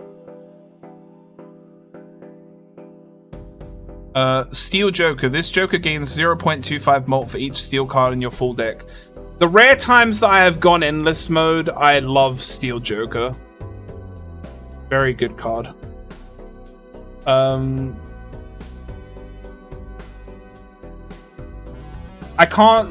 I wouldn't put it in S tier just because I don't play endless enough. But when I play endless, it's really fun. Really good Joker to have. I'm always happy to see it. The problem is, and I mean this is a problem for any Joker really, is it fucking never shows up when I want it. But when it does show up, I'm pogging. I'm also running out of like Steam, I'm not gonna lie, because I've rated like 100 plus Jokers. I'm getting a little tired, I'll be honest. There's a lot of Jokers, but it still feels like there's not enough Jokers. Stone Joker. This Joker gains plus 25 chips for each stone card in your full deck. Gonna level with you, I have literally never used this Joker. I got it once to discover it and I have never used it.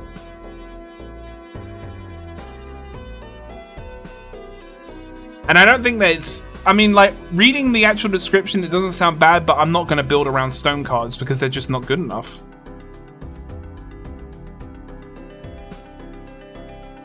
The problem isn't this card. The problem is just that stone cards aren't good. Like, they're just not good enough. I guess if you have a ton of stone cards and you need a ton of flat mult and a multiplier to make it work, because you just don't get anything out of it. It requires, I think you need a lot more to just make it work, because just having chips isn't enough with stone cards. Stuntman! Stuntman is plus 300 chips, minus 2 hand size. But if you're playing high card, who gives a shit, baby? 300 chips for nothing? Easy fucking clap. And honestly, if you have Blackboard, the hand size debuff is a bonus. Because then you just don't draw your hearts and diamonds. Hell yeah. Fucking love Stuntman. Stuntman's awesome. Stuntman makes it... If you find Stuntman in your first shop, a pair clears the entire ante. It's so funny. You just play a pair, I win.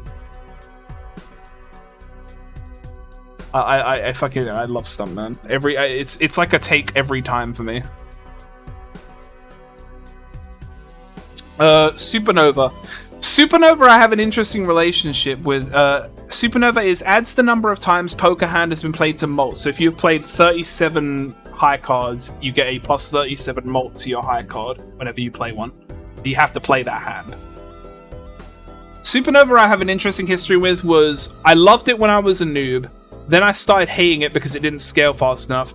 Then I fell in love with it when I was playing Gold Stake because I'm like, holy shit, this thing goes nuts with high card builds.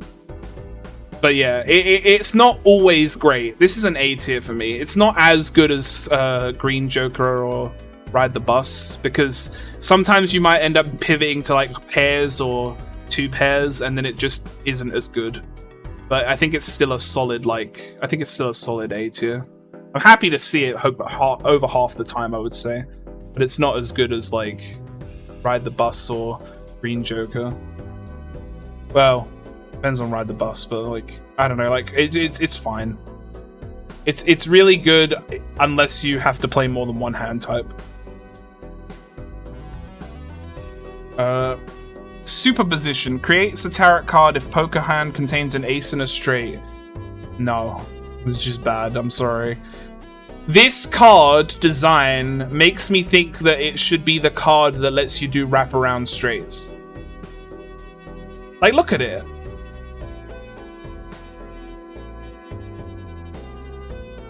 It's just not good, though.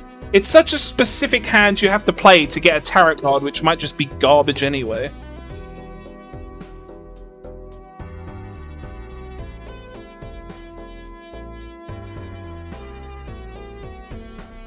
Probably like down here, honestly. It's probably the worst. Just really bad. I really hope superposition gets buffed because it's interesting. Or like, it's not that it's interesting. It's more like it's such a specific hand you have to make. I hope the payoff is worth it. You know, I am really looking forward to the update. I'm hoping that it fixes some complaints I've had, but I guess we'll see. I'm gonna definitely give it a try.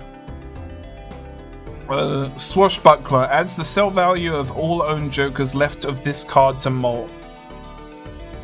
Yeah, I think he already said that 8 ball was going to be if you played a hand with an 8, you got a 1 in 2 chance for a tarot card instead now, or something like that. Oh, 1 in 4. Yeah, 1 in 4. Yeah. Because that seems like I saw someone say it earlier. I'm not sure who it was, but I can't believe there's no card in this game for 7s. It's crazy.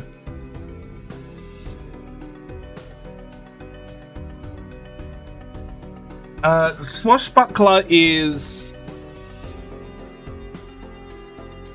I hate Swashbuckler, I'll be honest. It's not bad. I mean, it's pretty bad. But it's like, oh, you want to get the flat Molt before your multiplier? Well, then you lose value in it. It's just... I mean, Swashbuckler and gift card, what about Egg? Egg would be better. I just don't like the fact that you have to put it before your multiplier, which means you lose value. It's not horrible. Like, I would rather... it's probably like here, because it is free Molt, but it's like...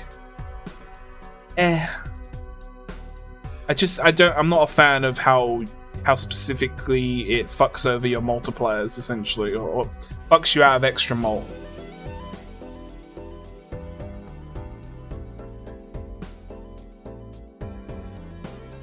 Oh, we're at all of these ones now, okay. The duo, winner, no, sorry, that's how you unlock it. ×2 multiplier when the hand contains a pair. It's good in the sense that, like, a lot of hands contain a pair, but the fact it's only a ×2 multiplier is not that great. It's good, it's decent, but it's just, there are better multipliers. Like, I can't rate it below B, though, because it is just an easy card to play. But I don't think it's like amazing. It's definitely above these two. I don't know if I can go. Well, no, yeah, I can give this A. I think looking at what I've got up here, like here. Well, I think that's good. That's a good spot for it. It's great, but it's like I wish it was. I can't say I wish it was a bit better because I feel like if it was a bit better, it'd be broken. It's just good the way it is. It doesn't need a change. The family. ×4 multiplier when the hand contains 4 of a kind. On the rare run where you've got that fucking 5 of a kind build going, this shit is awesome. But even then, it's still only ×4. Like, I mean, the thing is, if you want to go far, you want scaling multipliers. You don't want static ones, but it's fine. It's a bit worse than the duo because it's way harder to proc, I think.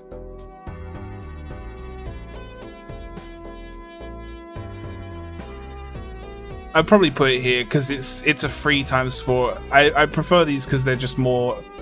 There's no real detriment to like having to. You know, it doesn't take much to proc these. This is a bit of harder one to play around, and then obviously this one takes a while to get going. I think this is fine where it is. I mean, rare compared to, like, other types of runs, I would say. I don't get 5 of a kind runs that often. Idle. Each played card of a... Oh, hang on, I have to phrase this because the wiki phrases it weird. This card will give you a ×2 multiplier on a selected random card within your deck each round. It's good. I mean, it's good. It's really good. Like, I've never got this to work really well, but that's because I haven't tried to. But I can acknowledge this is a super good card. I think this is a... If you have, like, a really upgraded hand, and you have, like, mitigated your deck to the point where you have card control, this thing would go crazy. Like, if you have, like, a deck of just aces of some kind, like aces of spades or something, this thing is just a free ×2, ×2, ×2, ×2, ×2. Like, that goes crazy. Just good. Good card. Not much to say about it.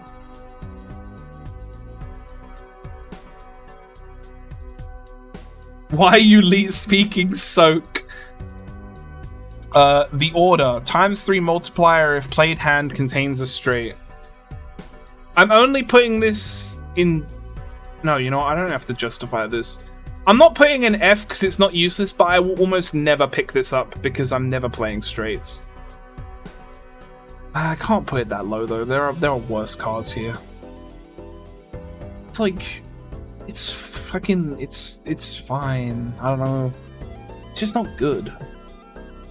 Campfire is a...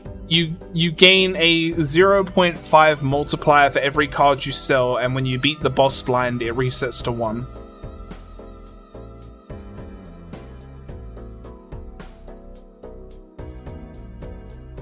So then you just start selling stuff again, basically.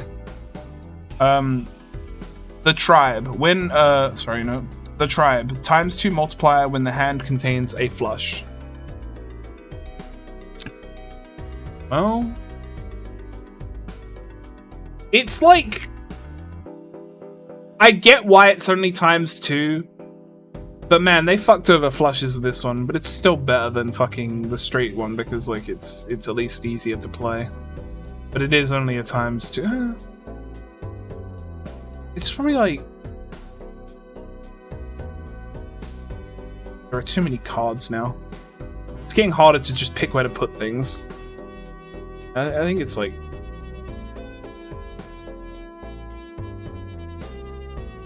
I like Abstract because it's more reliable. I think that's fine.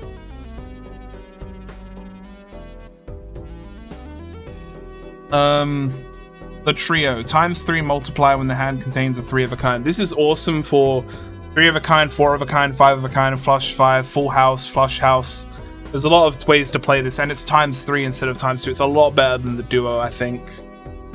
I like this card a lot more than the Duo, at least.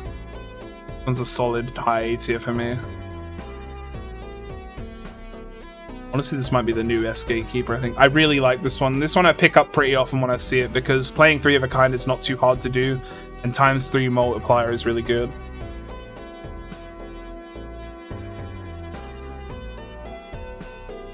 It's just like, the only downside is sometimes you might just have a deck where playing 3 of a kind sucks ass, because you just have a lot of bloat or something. Yeah.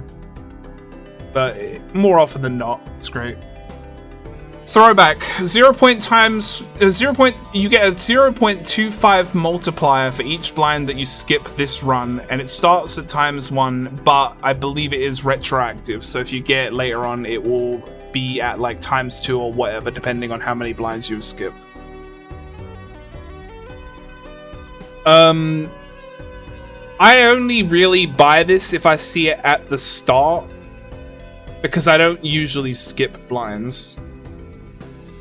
If I see it at the start, I will play around it and go ham on skipping blinds. It's fun. It's fun because it changes the way I play, because I don't usually skip and it makes me skip. So because it changes the way I play, I'm going to rate it higher because I like cards that make me do that. Probably put it like here. I like 6 cents more, I think. I like cards that just make me play the game a different way, because I usually would not skip. But it's fun. It's fun when it shows up early and then I get to go ham on just breezing through the game. It is harder to skip on Gold Stake, but it is fun. Because Green Joker is like the staple of any winning run on Gold Stake, whereas Constellation, I mean... Sometimes you just don't ever... Well, the thing is, Constellation is harder to fuel at Gold Stake because packs get more expensive each ante. Fucking hate Orange Stake. To-do list. Earn $5 if Poker Hand is a specific Poker Hand. Poker Hand changes on every payout. This is great until you get straight flush or 4 of a kind early on and you're just like, well, guess I'm done with you now. The one between Burger and Gold. Oh, this is Supernova. The reason why I have this here is because this can apply to any run. You can play any hand, it doesn't matter. But if you pivot mid-run, this becomes useless.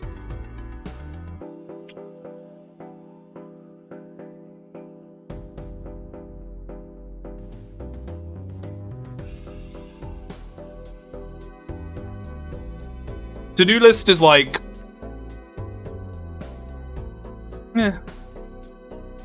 It's econ. It's fine. You only need to get like 2 easy hands to play and it gives you quite a nice profit. I think it's fine.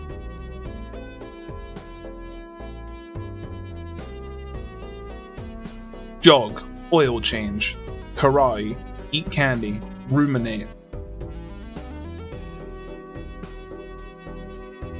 To the moon, earn an extra $1 of interest for every $5 you have at the end of the round.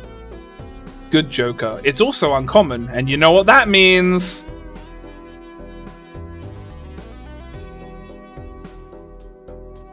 I do like To the Moon. It's a nice and easy econ. Probably put it like up here, somewhere in B. It's better than, I think it's better than Golden Joker. Probably like here. I think it's good here. I like To the Moon a lot because it's just basically you go up to $10 per hand win. It gives you a lot more reroll potential. It gives you a lot more options. I'm a fan. Trading card. If first discard of round has only 1 card, destroy it and earn $3. So it's econ and card destruction. 2 things that I like. It's a fun card. The problem is it's like... You have to get this thing early if you really want to make it like... If you really want to get a lean deck. I like it a lot. It's definitely high, but It's just rough when you get like too late. I don't know, it's...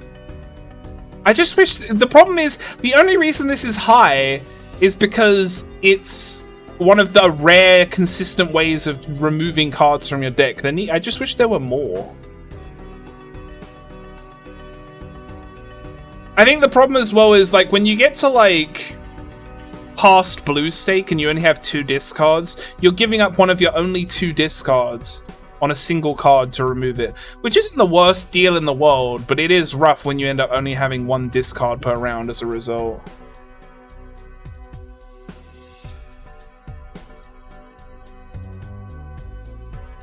It ends up being, like, rough sometimes because you want to remove cards, but also you need to draw better hands. It can kind of like... I think this card is like a greed trap. If you get too greedy with it, you can end up screwing yourself over.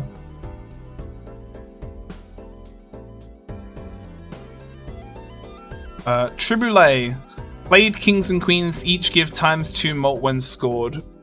It's just really good. It is just really good.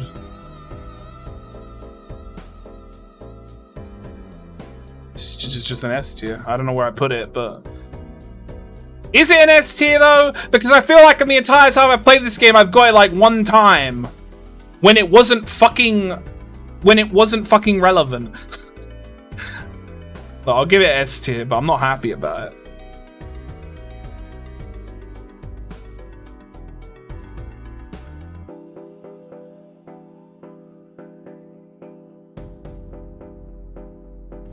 I can acknowledge how insane it is. Troubadour. +2 hand size, -1 hands per round. This is a very personal one, but I will never take this card again because every time I take it, I forget I have 1 less hand and I play my last hand thinking that I have 1 more hand and then I lose the game. Fuck this shit.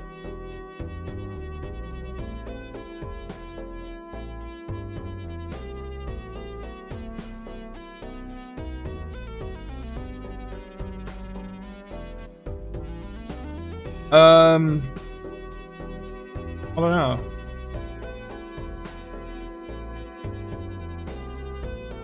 Turtle Bean, +5 hand size, reduces by 1 each round. It's good, right? Like, I think this is a good card. I tend to skip it more often than I take it. But when I do take it, or when I get it from a buffoon pack and I actually use it, I'm like, damn, this card is so fun. So I do respect Turtle Bean, but I don't tend to take it because I don't like temporary cards. Hand size is good for straight builds, Copium.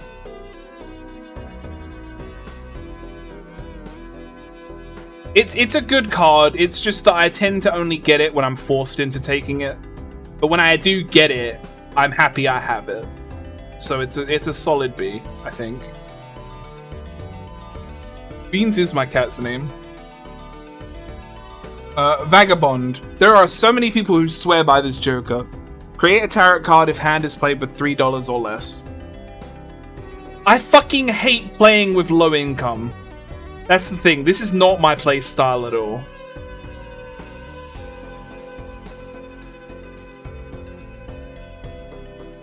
I know so many people love this fucking card, but I do not like playing with it. Beans is your cat's name too? Yes! Someone else has a cat called Beans. Let's go!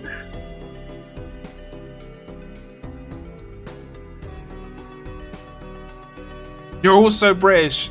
It's something. I guess it's just there's something in the air. I don't like Vagabond. This is one of the hot takes for sure. I respect the playstyle, but it is not for me. I do not like having no money. Thank you for gifting a sub to Barely Gravy. This card, I respect people putting this as an S tier, but I can't, I do not like it. I don't like this card.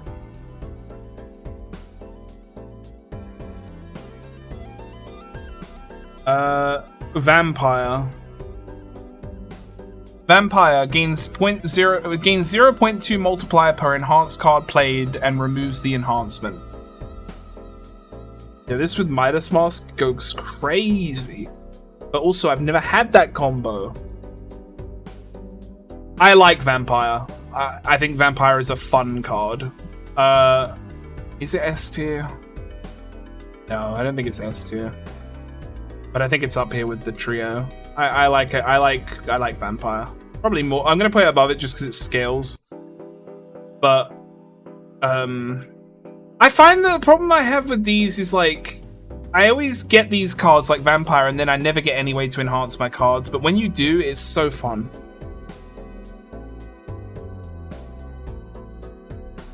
Yeah, like I had one real good run with Vampire. It can be fun, it's just special. I just saw this. They didn't make a mini one, they just like put Wii in brackets on it, or in parentheses.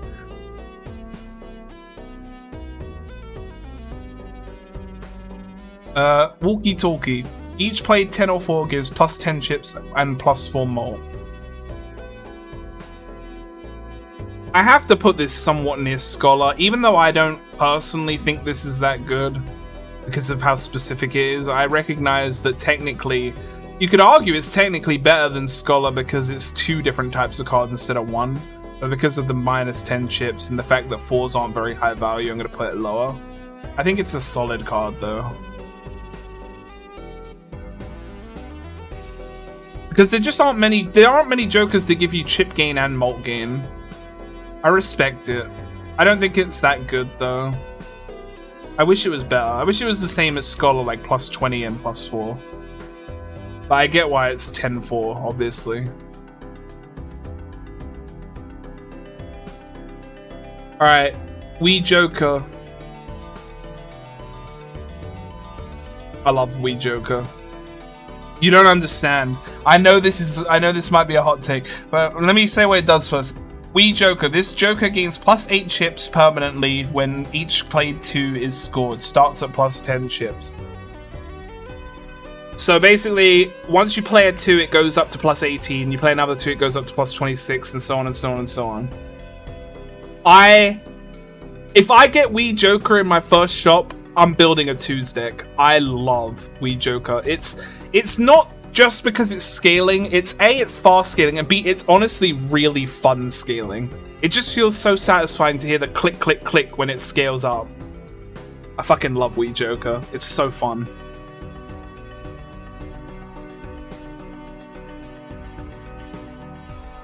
I wish it wasn't a rare one, because it never shows up, but it's so fun when you get it. We have Wily Joker, or as Quote would call him, Willy Joker, because he doesn't know that Wily is a word.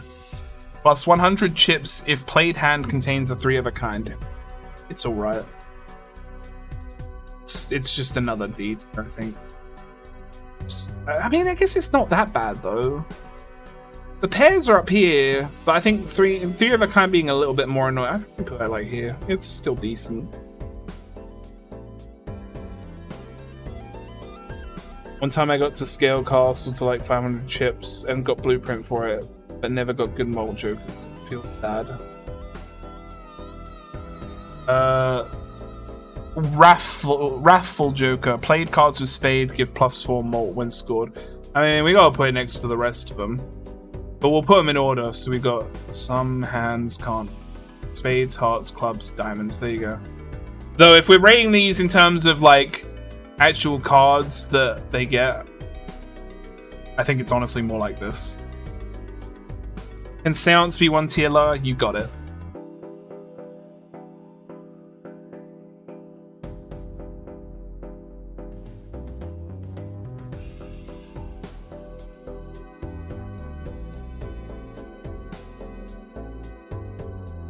Alright, got 2 left. Yorick. ×5 multiplier, but alas, only after using 23 discards, is what it says on the wiki.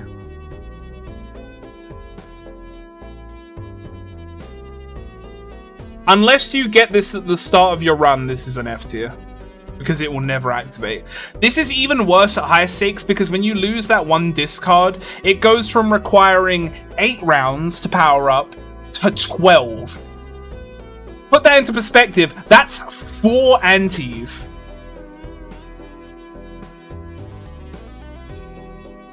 That's awful.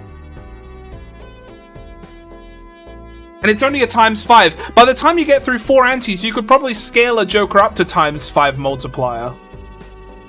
It's just bad. It's just not good enough.